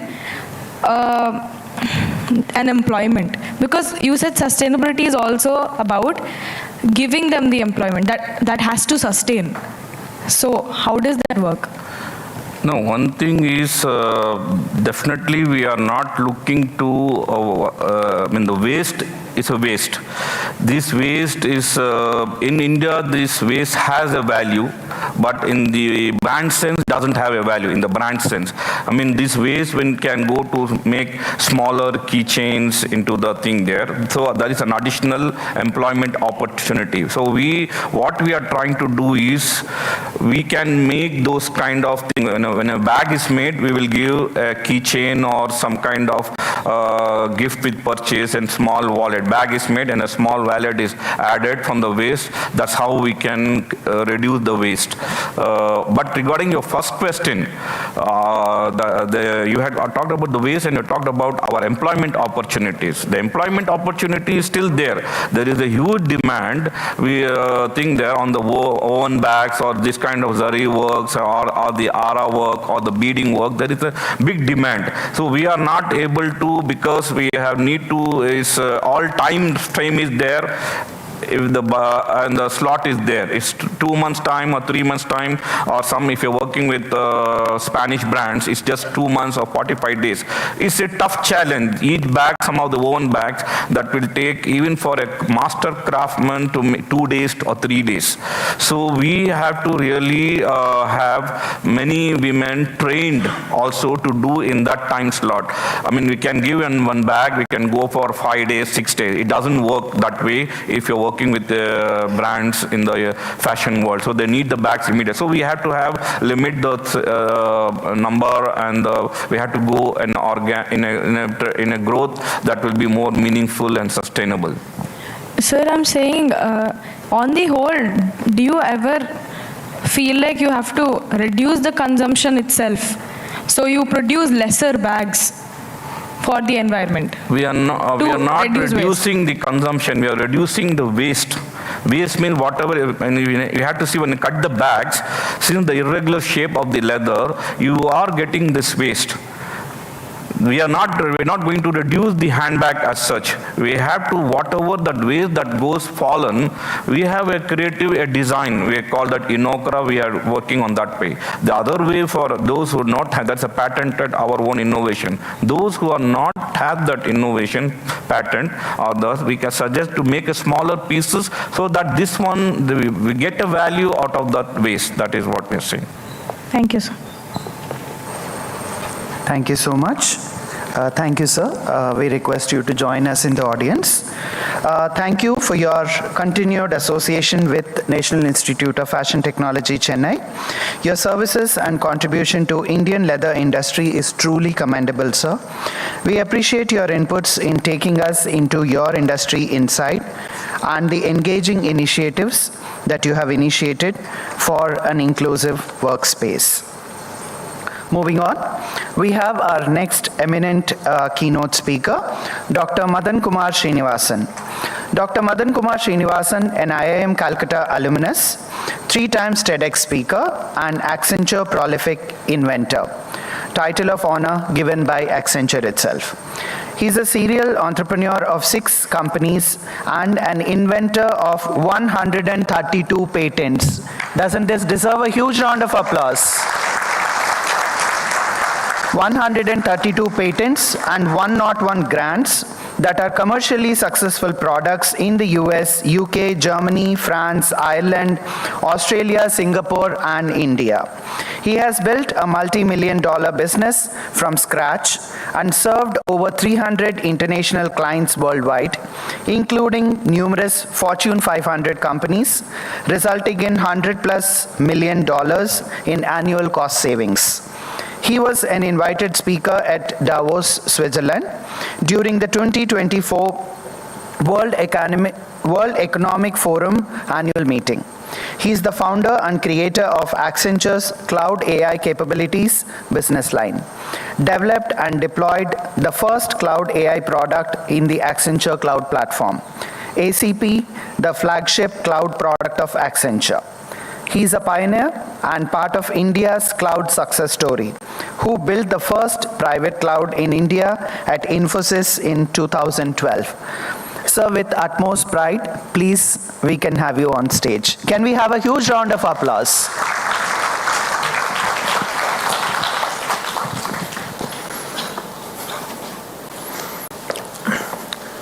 Good afternoon, everyone. So,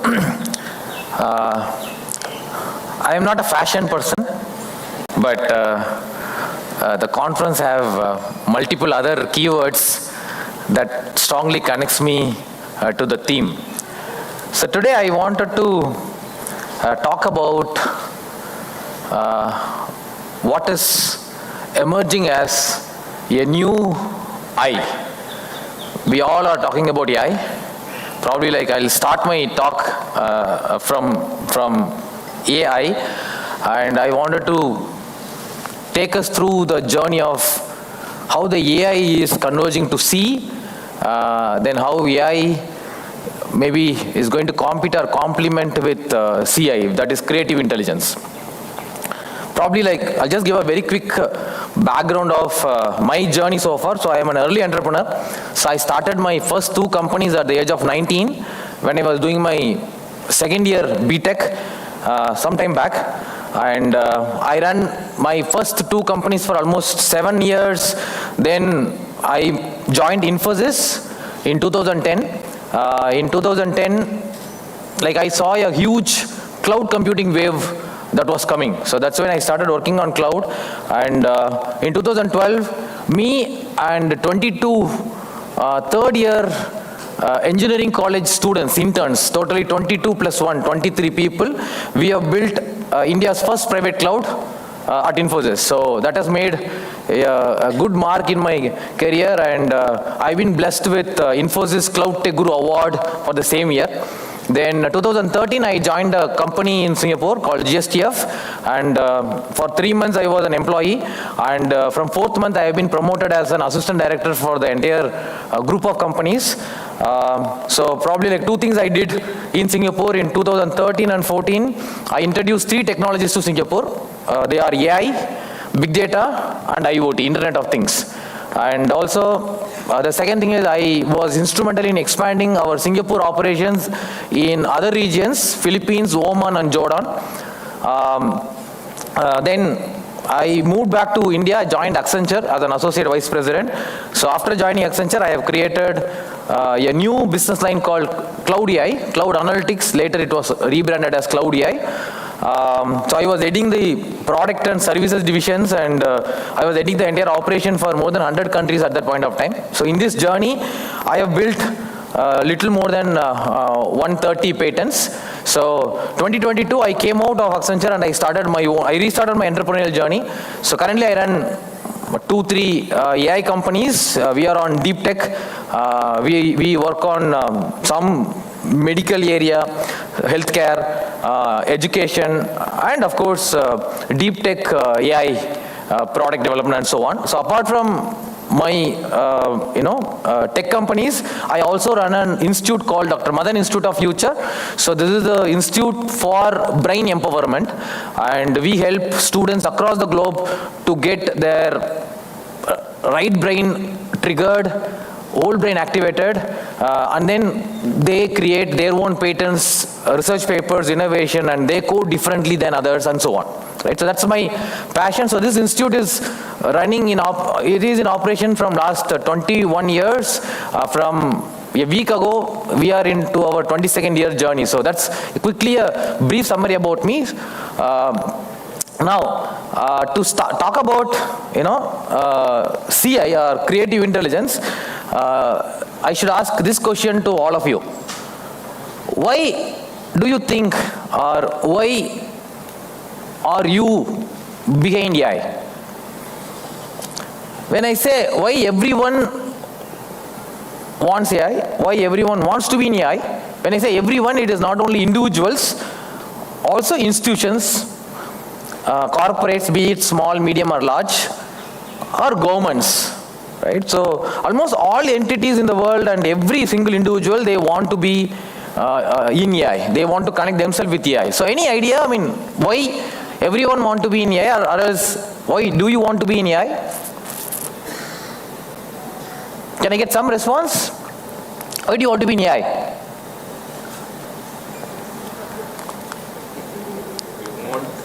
Have a quick solution in multiple choices too. Quick solutions, wonderful. Diversified perspective. Sorry? Diversified perspective towards problem. Diversified perspective towards problem solving. I think all of you are getting different answers in your head. Keep your answers. And probably I don't think what I wanted to talk now, many people will be thinking, but of course, some of the people sitting in the front row, they know, but they will not answer that as an answer because that's what they do on a daily basis, right? So we are talking about an economy, right? There is a huge money behind AI. Don't you agree? For example, while productivity, improvement, automation, hyper-automation, fastly completing the work and so on, we can give many answers to AI. If we ask ourselves which technology in the past did not have all these advantages? Every technology had the same advantage, right? Technology will make things to go faster and so on. If AI is not going to generate money, revenue, and I don't know why all of us, we want to be in AI, okay?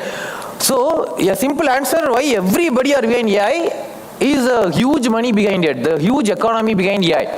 Okay. The first question is, okay, maybe the second question is how many of us know what is the real economical number behind AI? Is it big or small? Any idea? Probably to start with, we are in 2026 and the known AI game started in 2022, July afterwards. When ChatGPT released their GPT 3.0, that's when the game started, and then we know what is the game and where we are now. ChatGPT has already been valued more than $500 billion. Yeah, more than $500 billion. Now the valuation is somewhere between $700 to $800 trillion, and I don't know how many of you even know that ChatGPT in existence for probably few months over 10 years, that's all. OpenAI, not ChatGPT. OpenAI as a company that is in existence from December 2005, probably 10 years, they are into the 11th year. Probably in the human history, this is one of the company that is going to reach $1 trillion valuation within a short period of time. Right? However, keeping that aside, but what is the real money? While we are in 2026, what is the money that is generated out of AI by 2025? Any idea? Trillions. Sorry? Trillion. In trillions. 10 trillion? Okay. Wonderful guess.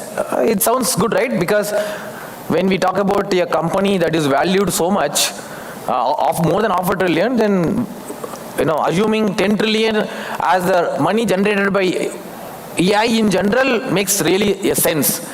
But let me tell you a number, but of course, we over-expect things. Okay, before I go there, let me also ask this very quick question. We all talk about millions, billions in dollars and so on, but at times we actually forget what is the value equivalent of that. For example, quickly, without thinking too much, what is $1 million is equivalent in Indian rupee? Approximately $1 million in Indian rupee, how much? 9 crore. Plus or minus 9.5 crores, right? What is 1 billion? $1 billion in Indian currency? 900? 9,000 to 9,500 crores. Right? 9,000 crores. So 1 million is 9 crore, 1 billion is 9,000 crores. So remember this number. This is very important for you to understand the next information. Okay. In 2022, AI generated 157. That's a right number. $157 billion. 157 or almost $160 billion. Okay. In 2025, AI has generated $370 billion. How much? $370 billion. It's not, valuation is different and the money generated is different. Okay, so what is the Indian equivalent of $370 billion, which is somewhere between like 33 to 35 lakh crore rupees. Okay, you know, though 370 billion may sound smaller for you, but if you look at that as 35 lakh crore, then we will be able to connect like how big money it is, right? That is the money that is generated so far, right? Now, this 370 billion is expected to reach, $1.8 trillion by 2030. $1.8 trillion. Okay, I mean around $2 trillion you can say. See, this is going to be the market size of AI economy. Is it big? Too big actually. Well, like when we look at $2 trillion nearly, which is almost equivalent to half of the revenue of India, half of the GDP of India, right? The world's fourth largest economy, nearly half. Now, everybody, every single one wanted their share, be it an engineering college, be it an arts college, be it a science college, be it any college, be it a small, medium, large industry, governments, everybody wanted their part of share from this $2 trillion or $1.8 trillion to be very specific. Okay, PwC, PricewaterhouseCoopers says AI, by combining with other domains, by 2030, it will generate $15.7 trillion, close to $16 trillion. Okay, now, $16 trillion is much bigger than Indian GDP. So how to compare that with any reference number? So let's go to the world GDP. So how many of you know what is the world GDP? Maybe like front row people may know, but anyone else, what is the world GDP? We talk about like, you know, like Indian economy is going towards $5 trillion, right? We are somewhere around like, you know, 4.4 to 4.6. We are going towards $5 trillion very soon. Okay. Now, what is the world GDP? While like US, we are looking at like 30 to 32 trillion dollar, right? The world GDP, the current number, or at least the stated number, is $119 trillion, approximately like $120 trillion, approximately. 119 is the projected right number online, right? So now, if it is $120 trillion is the world GDP, now AI, by combining with other businesses, is expected to create $16 trillion, which is almost like 12 to 14% of the world GDP by 2030. Or even like, let's imagine like the world GDP, the number also will go higher by 2030. The expected growth will be more than 10%, isn't it?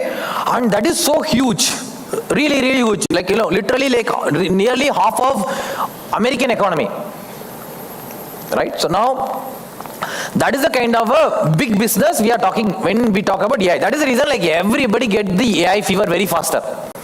Whether we like it or, especially like I am in a group of people, I probably hope like we are the ones who actually hate AI. Because this is what challenges with all the creative people sitting here. Yes or no? Mostly the answer is yes, right? Now, I want to, before we move on further, I want to ask this question, like, see, do you think there can be any other economy in today's context, there can be any other economy that is bigger than AI economy? Do you imagine so? I'll give you the answer. There are many economies, they are bigger than AI. There are many economies, okay? There is one thing, you know, close to all of us sitting here, which is actually much bigger than AI. Do you want to predict what would be that economy? Can you be louder, ma? Sorry? Sorry, you're not audible. Semiconductor. Must be, I am not very, I don't remember the number, but must be bigger economy. Anything else? Sorry? Textile? Textile, Okay. So I will tell you what I am talking about. Okay, I'll tell you what I am.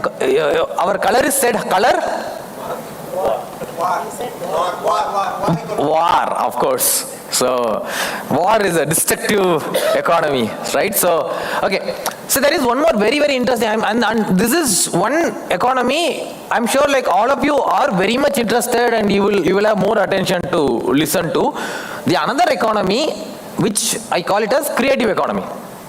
Okay, of course, overall creative economy is too big, but the numbers that I'm going to show you are digital creative economy, meaning measurable creative economy on paper, right? So what economy I'm talking about? This is about digital designs or creating your own. There was a nice question to previous speaker about patents, right? Creating patents, writing research paper, creating your own content creation, and edutainment content creation. All those things will fall under the digital creative economy. Okay, what is the size of digital creative economy?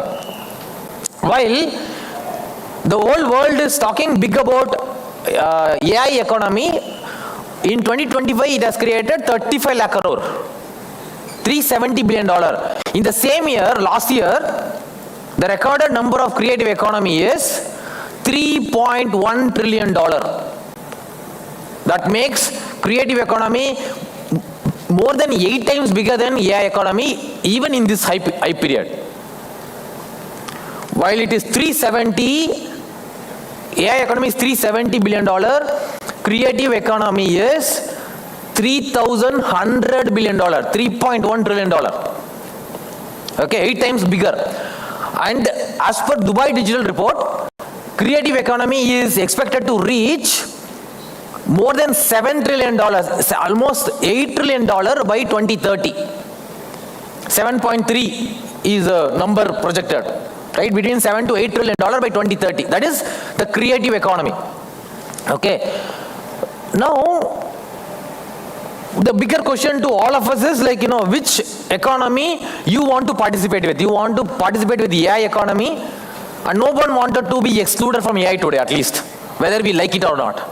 Everybody wanted to be in AI economy, right? Whether you want this 2 trillion or you want this 8 trillion by 2030, in next 2-3 years, right? Or you want to take from creative economy. By looking at this picture, what are the numbers I have presented, like this is what the idea comes into our mind, right? Now, that should be the big question. Is there any other big question to any of you? The big question according to me is which economy to follow from, which economy to focus on. Okay. The answer from my side is yes, you can choose the sites, but there is, in the same slide, there is one very big hidden business here.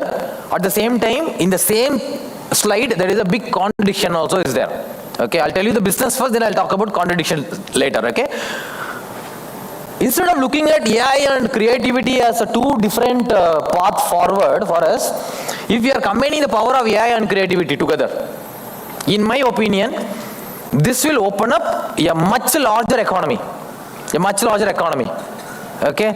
AI plus creativity together can generate, according to me, more than $30-35 trillion by 2030. $30-35 trillion, which is easily possible. This is my prediction. I may be wrong. Even if I am wrong to half of it, it will overpass like $20 trillion.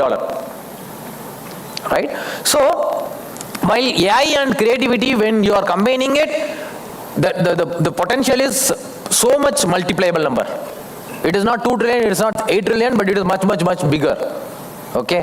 That is an opportunity, but here is also a contradiction between these two pictures. What is that? Any guess? What is the contradiction here between these two technologies? Okay, before telling you about the contradiction, I'll tell you one of the research report that has come recently.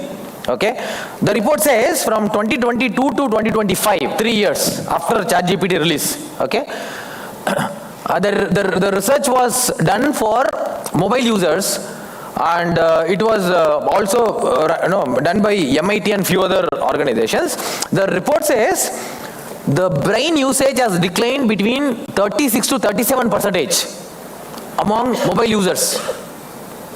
Among mobile users, 36 to 37%, their brain utilization, the brain usage has dropped down. I'm sure even if I would make the number like 45 or 50% brain usage drop down, you all agree, right? 37 is not a surprising number for us.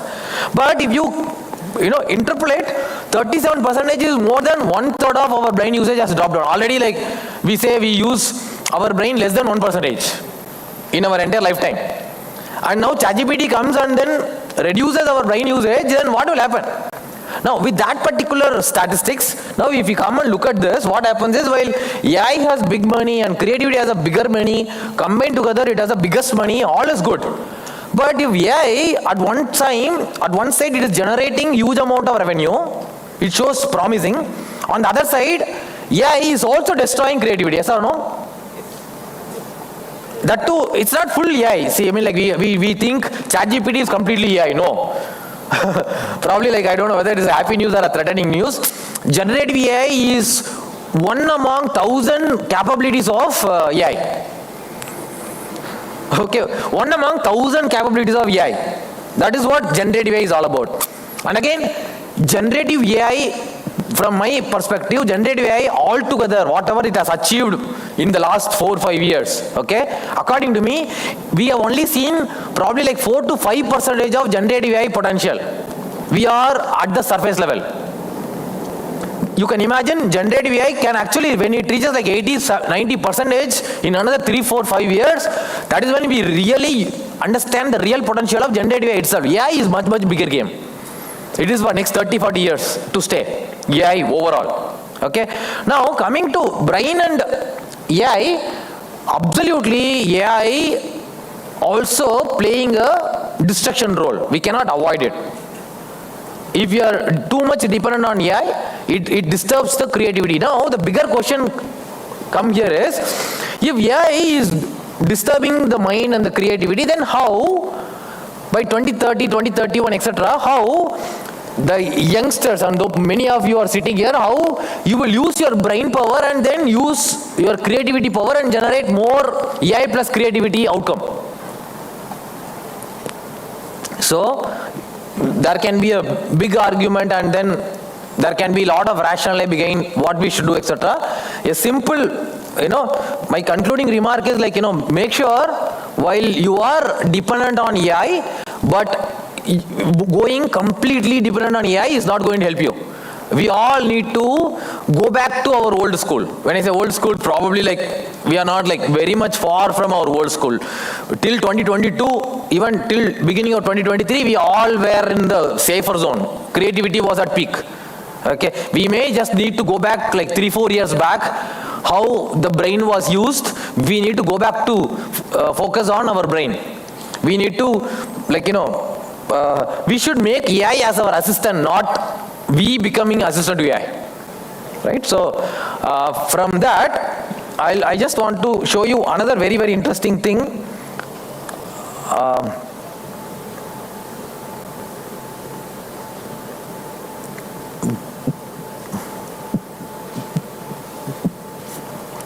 Okay, so this is one of the very, very famous and popular statistics by UNESCO by 2016.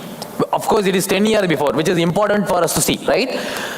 So as per that, these are all the top countries, okay? Like China, okay, for every 10 lakh citizens in that particular respective country, okay?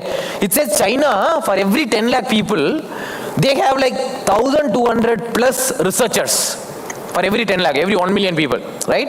Similarly, European Union put together close to 3,800 researchers. Researchers means like patent inventors, research paper writers, all the researchers, all total researchers count put together. US 4,400 close to.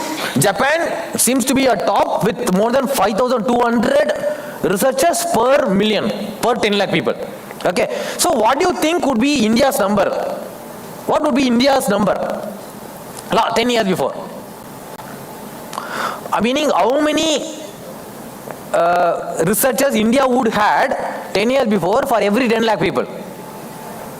We are the people, right? What would be the number, approximate? Any assumption? 1,000? Sorry? 20? Wow. Okay. So China 1,200, but you are saying India 20? Very confident, yes. Any other assumption? 30,000. Sorry? 30,000. 30,000. 30,000, wonderful. Probably like, that person should be the Minister of Innovation. 4,500. 4,500. Okay. Oh, the question mark makes it very nice. Okay, let us see the real number. This is the real number. 216 was the number by 2015. 216 was the actual number. This is by UNESCO, and this article came from Economic Times at that point of time. Okay. Again, like if you look at only 216 is kind of disturbing number, but as on 2000, this number was 110. India number was 110. So in 15 years, the jump of like 216 is actually a very good number. Okay. Now we have latest data also. We are somewhere close to 280 plus. After like close to 10 years of journey, we are going towards 300. Okay. And another important point is, out of this 300, close to 300 researchers overall in India for every 10 lakh people, okay, or for every 1 lakh 30 people. Every 1 lakh 30 people are called researchers. So, out of these 30 people, 7.7 people are patent holders, or else for every 300 people, in this 300 people, 77 is actually the right number of researchers, inventors who have filed patents. From where that data is coming? Okay, before I go there, there is one more country which is which has more patents than Japan. More number of researchers than Japan. Do you want to assume which country? Yeah? Sorry? South Korea. Okay. Which one? China is already here, 1,200. Sorry? France? Germany. So European Union put together 3,800. South Korea. Taiwan. South Korea. Okay. What would be the number of people, number of researchers? Okay, the answer is here. 7,100 is the number South Korea have, and the country is South Korea. Okay, now we'll move on. Maybe I'll skip all this. Okay, this is an important number. This is the latest Indian government data that we all have. Okay, now from probably like around like 60,000 patent filing in 2021 period, we have grown almost like double. More than 1 lakh patents, 10,000 patents are being filed last year. Okay, and especially grant, there was a serious mission in 2022, 23, 24, the 3 years. Indian government has cleared a lot of cases. The disposal cases are like 1.25 lakh last year. Okay, so we are clearing up all the pending cases. We are going much faster. Okay, so now our total number of patent filing has improved, and that is the reason from very lower number we are going closer to 80 or less than 5,000. The number one, Tamil Nadu, was close to 8,000. The second rank, second, like here is the data. Yeah, Tamil Nadu was 7,686. All three, Maharashtra, Uttar Pradesh, Karnataka, they are somewhere in 5,000 to 6,000 range only. So always in the innovation patent game, Tamil Nadu leads the entire states in India, which is a good thing. But this year, last year, like Karnataka has topped number 2. Maharashtra and Uttar Pradesh is following.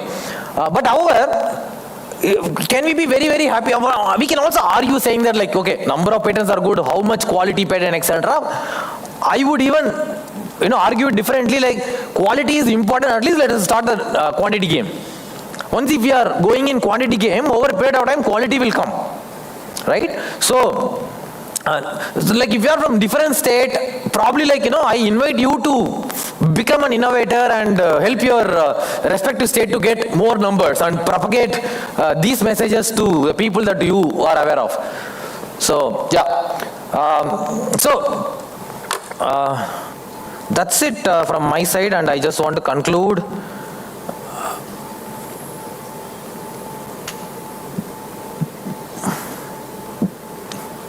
So while, we are in the AI, artificial intelligence era, the future is going to be CI, creative intelligence era, that has just recently born.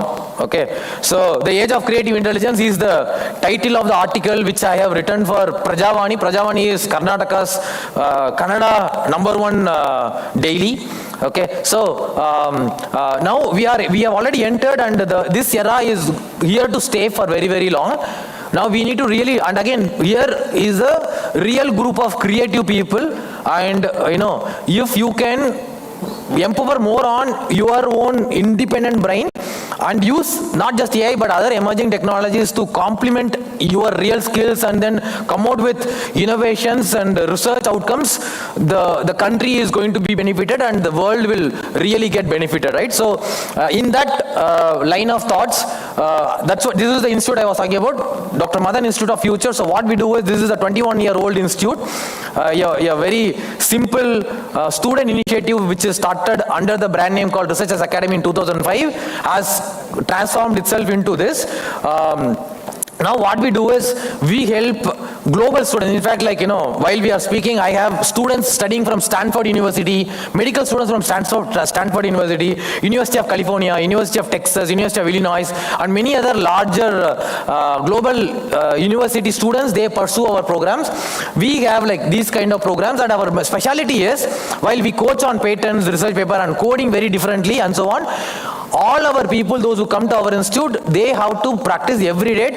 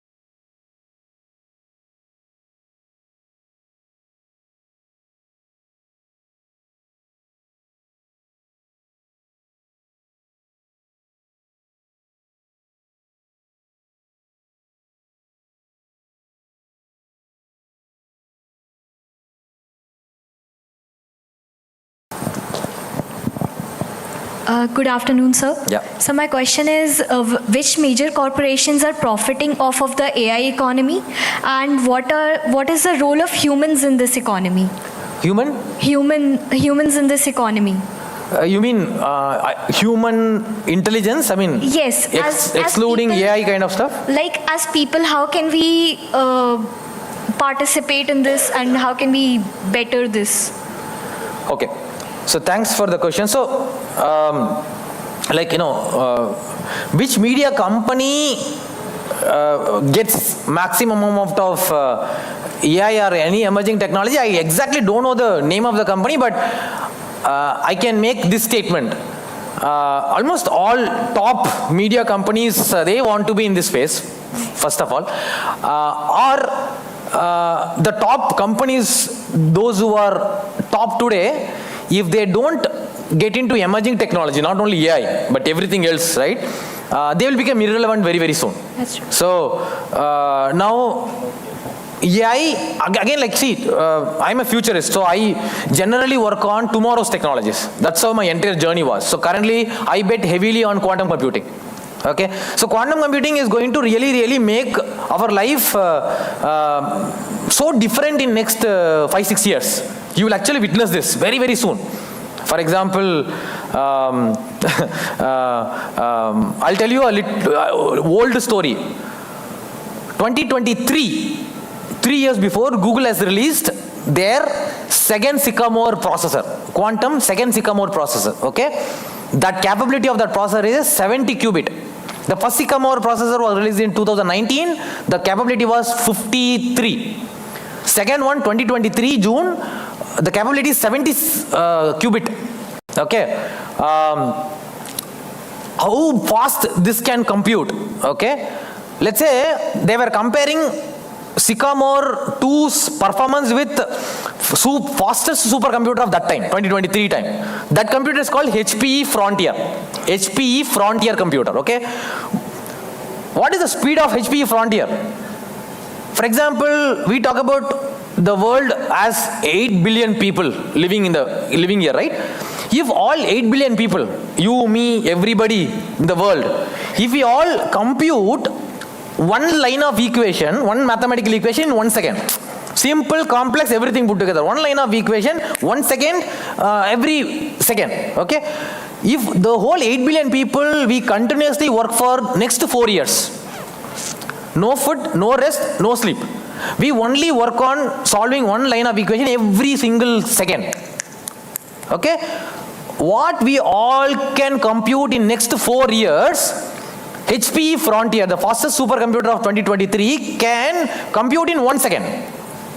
That is the real power of HPE Frontier. Now, coming to Sycamore, the quantum computer which is released 3 years before Google, they compare Frontier and Sycamore and they say, what Frontier would require 47 years to compute. How much? 47. 47 years, close to 50 years. Okay. Google says Sycamore can complete the same task, 47 years of Frontier. Sycamore can complete in less than 7 seconds. 7 seconds. Okay, now you can argue, sir, how it is possible? 7 seconds is so small. Fine, you add 1 0, make it 1 minute. 1 minute, 47 years. Okay, 1 day, 47 years. Okay, 1 year and 47 years, like nowhere comparable. That is beyond human imagination. So Sycamore is 1 quintillion processor. 1 quintillion means 10 power 18. The last chip released by Google was 10 septillion one, which is 10 power 25. You understand what I'm saying? Like if I tell you what the latest quantum computer by Google alone can do, you cannot even imagine the outcome of it, right? So, like AI, there are so many emerging technologies. Again, for example, there is a technology called BIC, Brain Intelligence Computing. We talk about creativity, the power of brain, 86 billion neurons, what they can do to our brain, to the world. Now, there is a bio-inspired computing, especially focusing on extracting the brain power into computation. This is happening from last 30 years, but now it is going to come. It's called BIC, Brain Intelligence Computing, right? Fusion energy. By mixing atoms, what energy can be generated? Yeah, matchbox size of energy generated out of fusion, the third generation fusion, this thing, it can actually power a city like Chennai for at least 1 year. Matchbox kind of this thing, right? So now, with all these emerging technologies coming, if the companies are not adapting, right, they will be outdated. And no one wanted to be outdated, and then everybody sees potential in these technologies, they will all adapt. We all need to adapt. But the thing is, if we all becoming for example, I'm talking about you decide whether you want to be a Gmail user who click on compose mail, generate your Gmail account and then click compose mail, write email and send it to somebody. You want to be a user of email, or you want to set up your own email server in your laptop and in your this thing, and you want to be a provider of email services to others. Whether you want to be AI users or you want to work on AI technology and emerging technology and help them build better from NIFT standpoint, like I'm associated with NIFT for more than a decade now, right? So the kind of creativity whenever I come here and talk to people, right, this is so amazing. I have not seen students even thinking in this kind of direction. Your designs, your art, your craft, really impossible. If this combination goes into technological research, the outcomes are going to be amazing. Probably like off the stage I can share some more. In my team, in Accenture, in my team, I get a person who had a music background. I get a person who's from physics background. So I used them to create AI products in cloud technologies very differently. We used Swaras to bring in a new algorithm, and we have patented it. So, when we are bringing, of course, like all 5 fingers are not same, right? Like if all 5 fingers are equal in size, it will not be powerful like this, right? So when you are merging all kind of combination and create a fusion effort, that is going to be gigantic and bigger. Yeah. Thanks everyone for wonderful questions, and thank you. Thank you so much, sir. I Sridhar, request can I you have a to question? stay back on stage. Sridhar, can I have a question? We have time paucity, sir. Can we have you ask him one off question, the stage? one last question. Dr. Madan. Sir, you have a question. Dr. Madan, I really appreciate the numbers and the presentation that you made. It is beautiful, wonderful. And generally the myth is so far is the research means is West.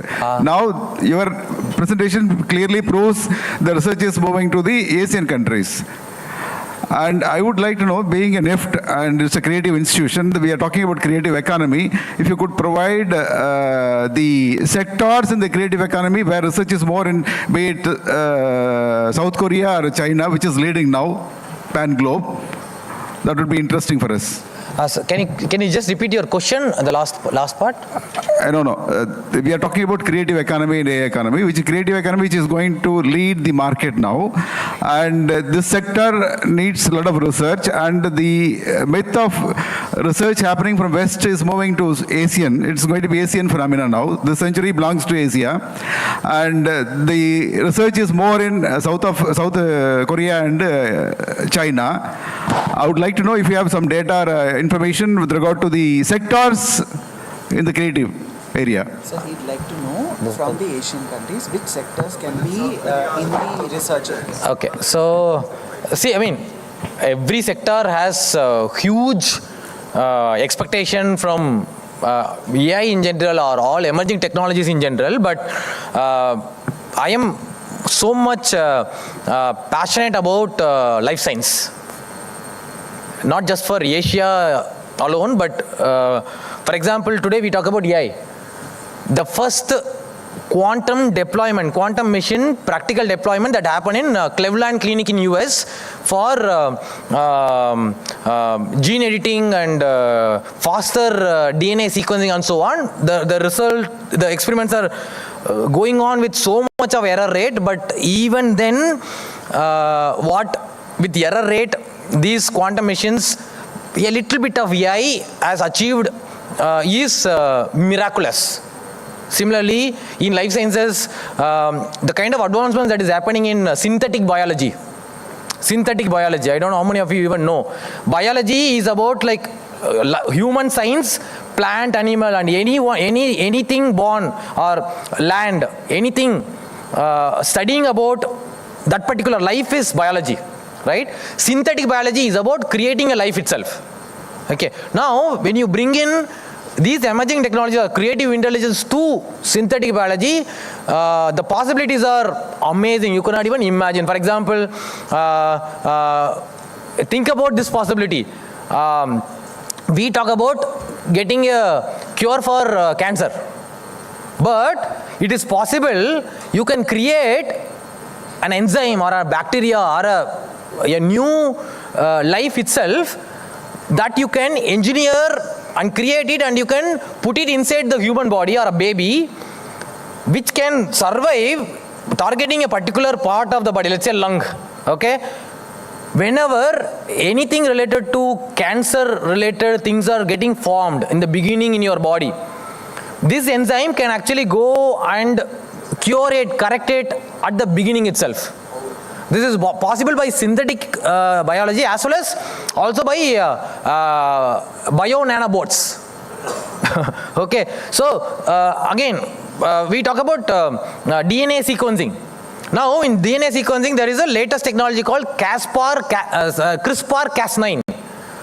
This is the fastest hybrid technology where we can take the DNA, we can cut, copy, paste, and totally recreate a new DNA. You can do faster gene editing on a real-time manner, and we can generate a new life of human babies or any other animal or plant, etc.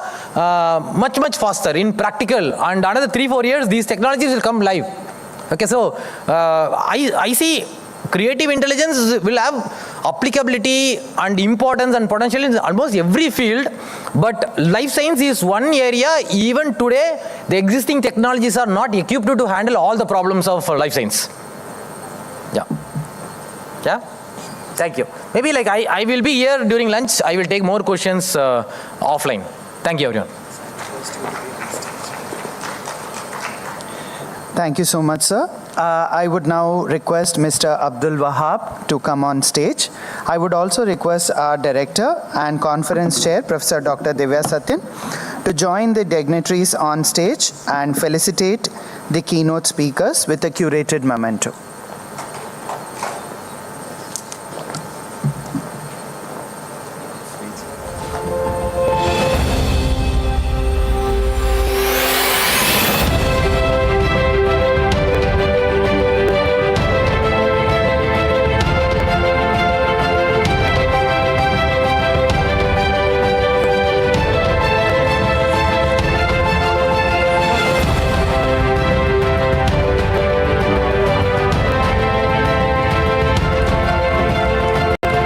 Have a huge round of applause for Mr. Wahab.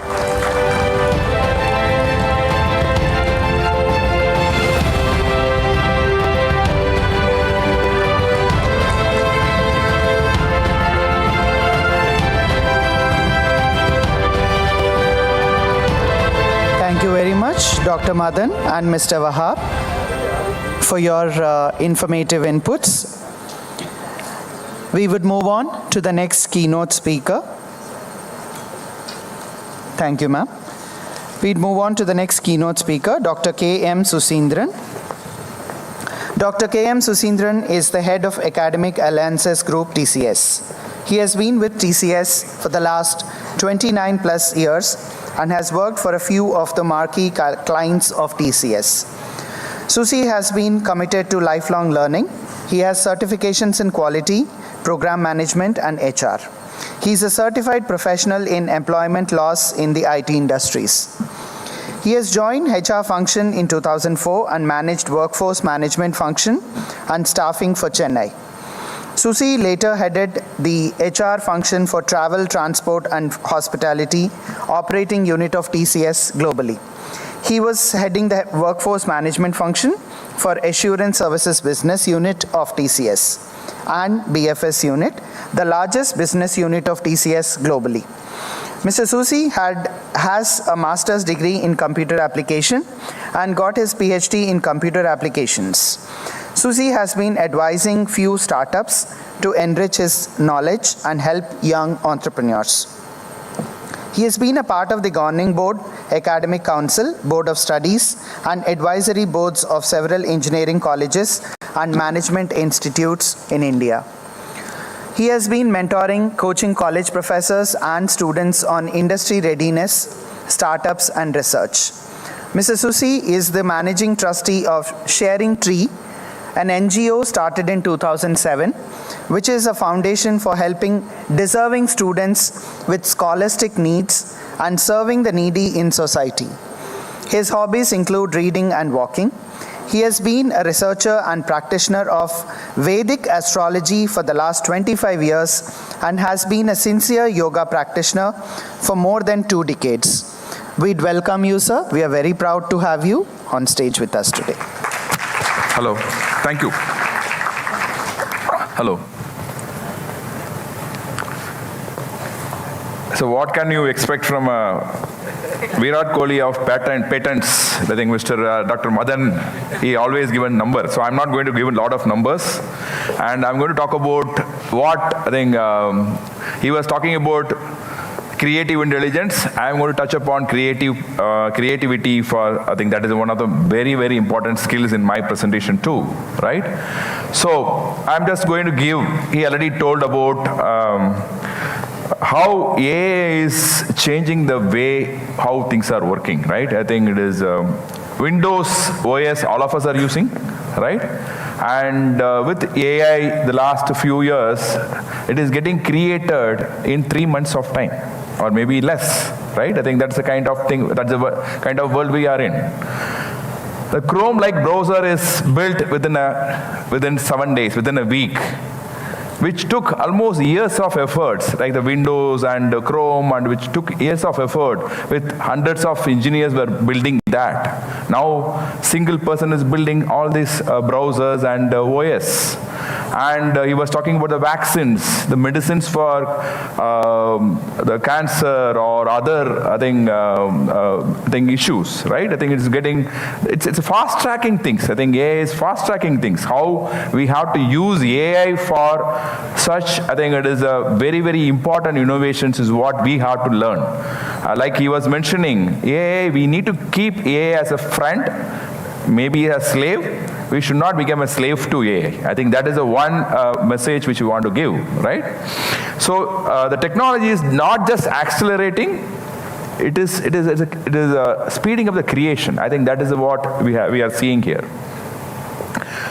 So again, before AI, after AI, teams were there. Now with AI plus maybe 10 agents or 10, I think it is AI, we are able to create a lot of, I think, creative stuff. I think while I was there, I was creating a poster within seconds. There is an event in one of the college here where A.R. Rahman is performing, Prabhudeva is performing tomorrow. I want to put one of my friends' face in between. I just gave a prompt. It generated within seconds, right? I think it took almost maybe a few hours before. Now we are able to do in a fraction of a second. I think that's the world we are in. I think so. Near zero cost experimentation. We used to think, can we take a lot of time? I think we used to take, I think, a cost of changing things was very high, but now it is very, very, very low cost. We are able to experiment. We are able to invent. I think we are able to innovate at a faster rate with a low cost. This is one of the things which I want to mention to all of you, because we ran a hackathon, UA hackathon for college students. Not just, I think, they are not engineering students. They don't speak much English, but we ran a hackathon. It is not this one day thing we ran this, the finale, I think in AI Summit we ran. 1,800 students, non-computer science, non-engineering students, they built apps, 1,500 apps within 90 minutes. That is the world which we are in. And before this event, we ran similar to the same set of 10,000 students across India. who are, I think, BA English, Tamil, and they don't speak, I think some of them, many of them, almost 90% of them, they don't speak English. They were giving, I think they were building the apps using their native languages, right? Sanskrit students, law students, maybe the fashion, I don't know. I think all types of students, they built apps. Previously, we were depending on someone, I think, for building that kind of innovation, the apps. Now, you can build your own app, right? I think that is the world which we are in.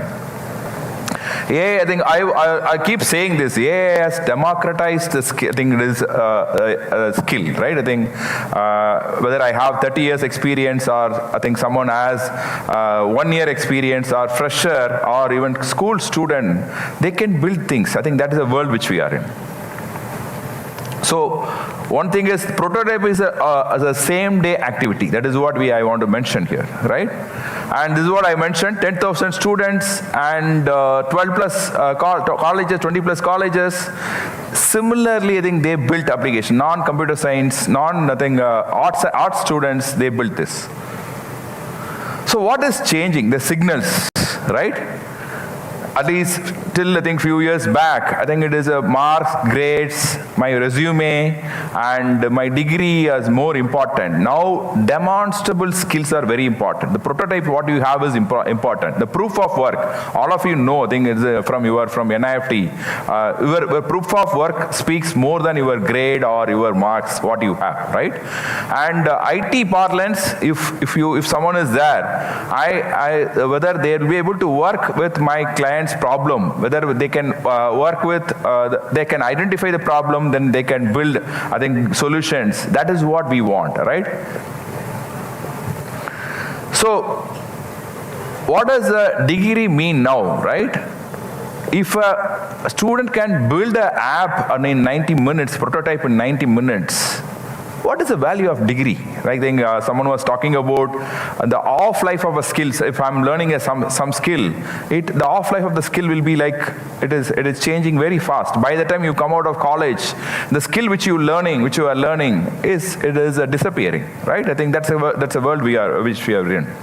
So degree demand declining in fast, I think that is the kind of thing. Many of the, I think going forward, we will not need, the degree maybe it's needed for your entry, right? But still the skill, what you can demonstrate is going to be a key player. So education must shift from knowledge to creation. I think that is what all of you are doing. The NIFT is famous for that. I think you are creating something and demonstrating what you have, what you learned from the knowledge to creation. But I think this has to taken to all sorts of the, I think not just fashion technology. We have to take it to other streams like maybe physics, chemistry, or even other streams. They have to show the creation, not just a knowledge or white paper kind of thing. They have to have some product. That is the kind of thing which we are expecting, right? So I have not spoken to Madan, right? I have not spoken to Madan at all, but I met him after a few years. I have not gone through any of his presentation, but I have a similar thing, right? I think that is what I think. So he was talking about this. The creative intelligence is all about this. This is what the world which we need, right? And the problem framing. We have to identify the problem. We have to frame that. I think that is the need of the hour. Previously, I think we used to give, at least IT parlance, our clients, our experts, our domain experts, they will give the problems, and we have to solve the problems. Now, the forward deployment engineers, that is the kind of role which we are expecting, right? And they have to go and identify problem they have to solve. I think that is the kind of leaders, the brilliant engineers we need. So problem framing is one.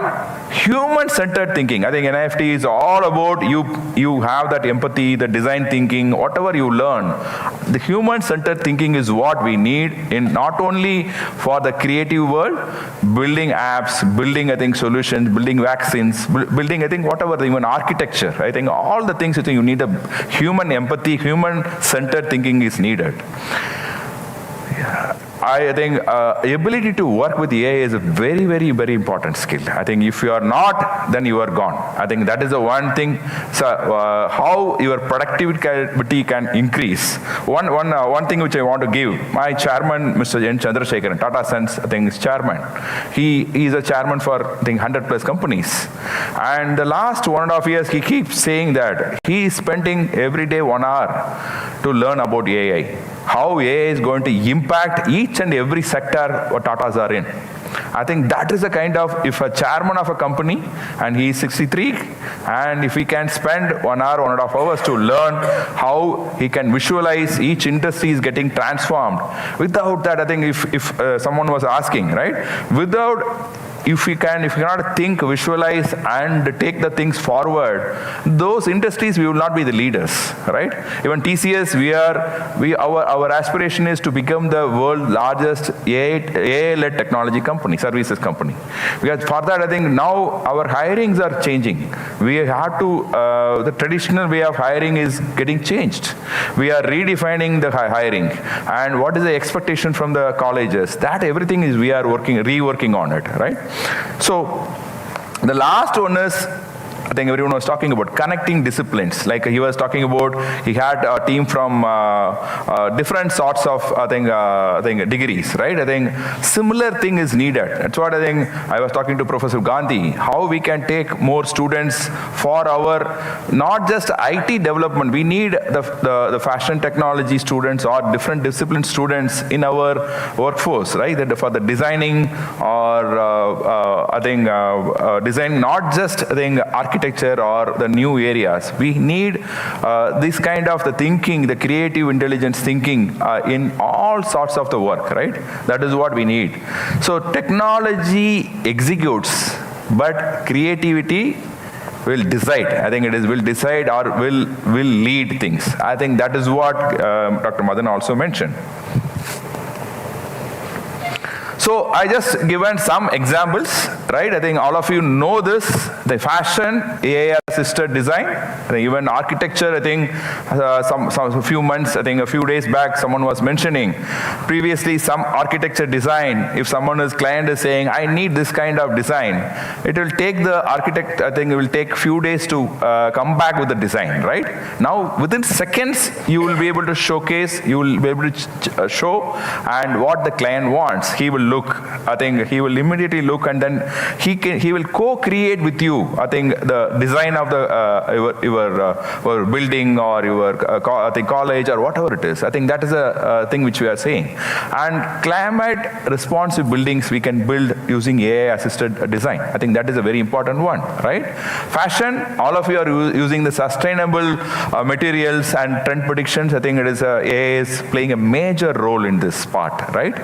And here in apps, right, the vernacular, I think AI, I think you can speak in your own language, and it will the apps can understand and it can respond in the other person's language. We are already seeing it, right? And accessibility first design. That is where the role of the design engineers or the fashion technology or other, I think, engineers, or I think not engineers, the graduates are coming from NIFT are going to play a major role, right?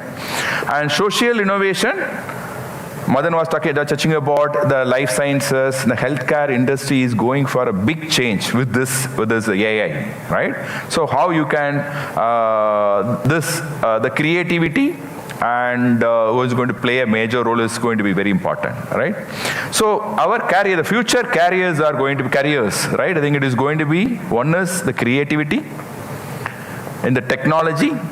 The last one is purpose, because that is what all the Gen Z are looking at, right? I think, am I creating something worthwhile, or am I creating something for the future? Am I solving the problem for the future?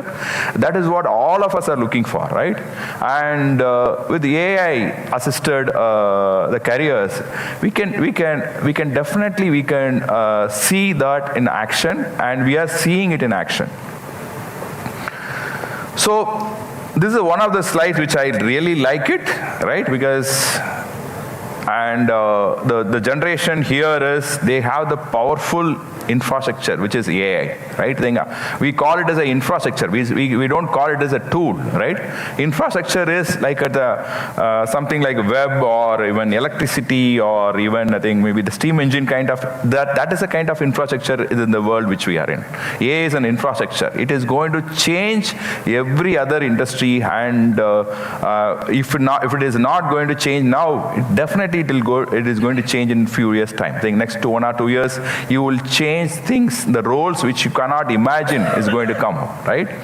So, solve a real problem, share your thinking, is always you should be on beta. You should not get satisfied with what you have. I think that is very, very important. If you get satisfied, I think then your competitor, your other person, because creation or innovation is going to become accelerated, and like I mentioned, it's democratized. If we are not going to be in the beta mode, others will take over. They will create a better product, and they'll be the leaders. So this is where the difference between the leaders and maybe the followers. Even you can be a creator, but creative leaders, you need to continuously in the beta mode. You have to keep on innovating. I think innovating or adding the fine-tuning your product. I think that is very important, right? So again, the future careers are going to be creativity with technology and purpose. I think that is where we are seeing the change, right? I think others were saying, the first speaker also was mentioning, Madan was also mentioning, right? If you use AI for everything, right? Risks in the AI era. And the atrophy of thinking, right? I think it is human brain. I think compared to other generation, I think technology shifts. AI, if you are going to rely totally into AI, your brain power, maybe Dr. Madan is having his techniques, cognitive techniques or brain-induced techniques, but I think not everyone will have the luxury of learning that, right? So you have to see how whether you can, like I was mentioning, whether you can use AI as a friend or your slave, or you want to become a slave of AI. I think that is where I think you need to draw a line, right? The loss of originality. I think that, see, if hundreds of people are having access to AI, if they have the same idea, if AI is going to give a same result, right? All the products are going to be same. How you are going to differentiate? I think that's where your creativity, originality is going to play a major role, right? So don't blindly accept what AI is saying. I think we have n number of use cases, n number of things. AI will say, especially the Claude, one of the super LLMs, it confidently hallucinates. I think it will say this is how it is. But if you probe further, if you ask him, are you doing the right thing, or is it right? Can you show some example? Then it will say, no, I thought it is, I added 1 0 or something. It will say. So you need to constantly question. You have to constantly at least ask better questions. Ask. I think that is needed in this, right? So challenge AI outputs. You have to challenge AI outputs. Without, if you are going to accept whatever AI is going to give, it is going to be a problem for all of us, right? And you have to stay in control. I think that is what I mentioned, whether you want to become a slave or AI is going to be your slave. I think that is I wouldn't call it as a slave for us. It's a co-creator. I think it has to be a friend. That's how I use. I think anything for the last few years, we ask, but our originality, our inputs are needed to ensure, I think we are in control, right? AI should amplify your creativity, not replace it. I think that is a very, very important, powerful statement which I want to make, because it has to amplify, it has to assist you, not replace your creativity. So the last slide. I think exactly 12 minutes, 13 minutes. I think because that is the instruction which Gopal sir gave me. So I have to follow that. The technology has lowered the barriers. I think it is, like I mentioned, democratized, whether computer science student, whether English speaking students, I think everyone is same now. All of us are in the same boat, right? Creativity is a differentiator. That I think Madan already explained in a detail, right? That is that. So inclusion now is scalable. I think so I covered whatever title which you have given, I covered in this inclusion, whatever, the innovation, and so I finally have to bring that flavor into this. So India's advantage is we have a scale. We have, at least engineering alone, we have 15 million students are studying. That is 15 lakh students are studying. And we have another 30 lakh students are studying in other disciplines, right? I think that's the kind of world which I think India we have. So scale and youth power, I don't think no other country has this. And if we have the creativity, I think it is Dr. Madan and all of us are stressing upon, and with the use of AI, we can reach greater heights. I think that is what I would like to mention, that with this, I am done. And thank you once again. I think it is, we are all hungry. We can go for lunch and we'll be back. Thank you.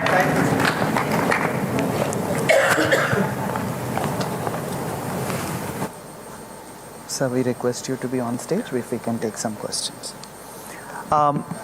So quickly, couple of questions from the audience, if any. Please raise your hand so the mic can reach you. Yes, yeah, there. Please raise your hand. Again, she is not able to find you. Yes, Yashi over there in blue shirt. Good afternoon, sir. I'll be really quick on this. I just wanted to know your take on the artificial neural network. I think that happens. How do you think this will emphasize the creative thinking aspect for the AI? I really don't know about artificial neural network. Maybe Madan can explain. I am not an expert in that AI area. Okay. Sorry. Yeah. No problem, sir. Yeah. Thank you, sir. Thank you for your help. We have to accept what we don't know. I'm not LLM, right? So I have to accept what I know. Yes, any other question? Yeah, thank you so much. Yeah.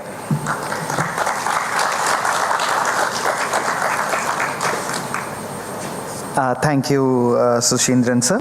I request our director to join us on stage to felicitate the keynote speaker.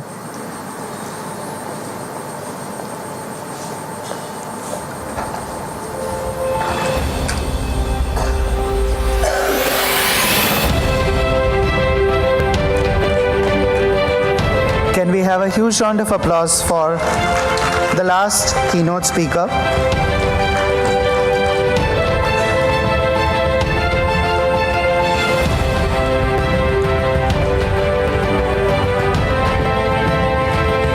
Thank you so much, sir and ma'am. Before we go for a lunch break, an important announcement. I request all the keynote speakers and the participants to assemble right outside room number 2, because we will be having the inauguration of the poster presentations. So I request all the participants also to join the dignitaries there. So the poster presentations will be on display until today evening 5:30.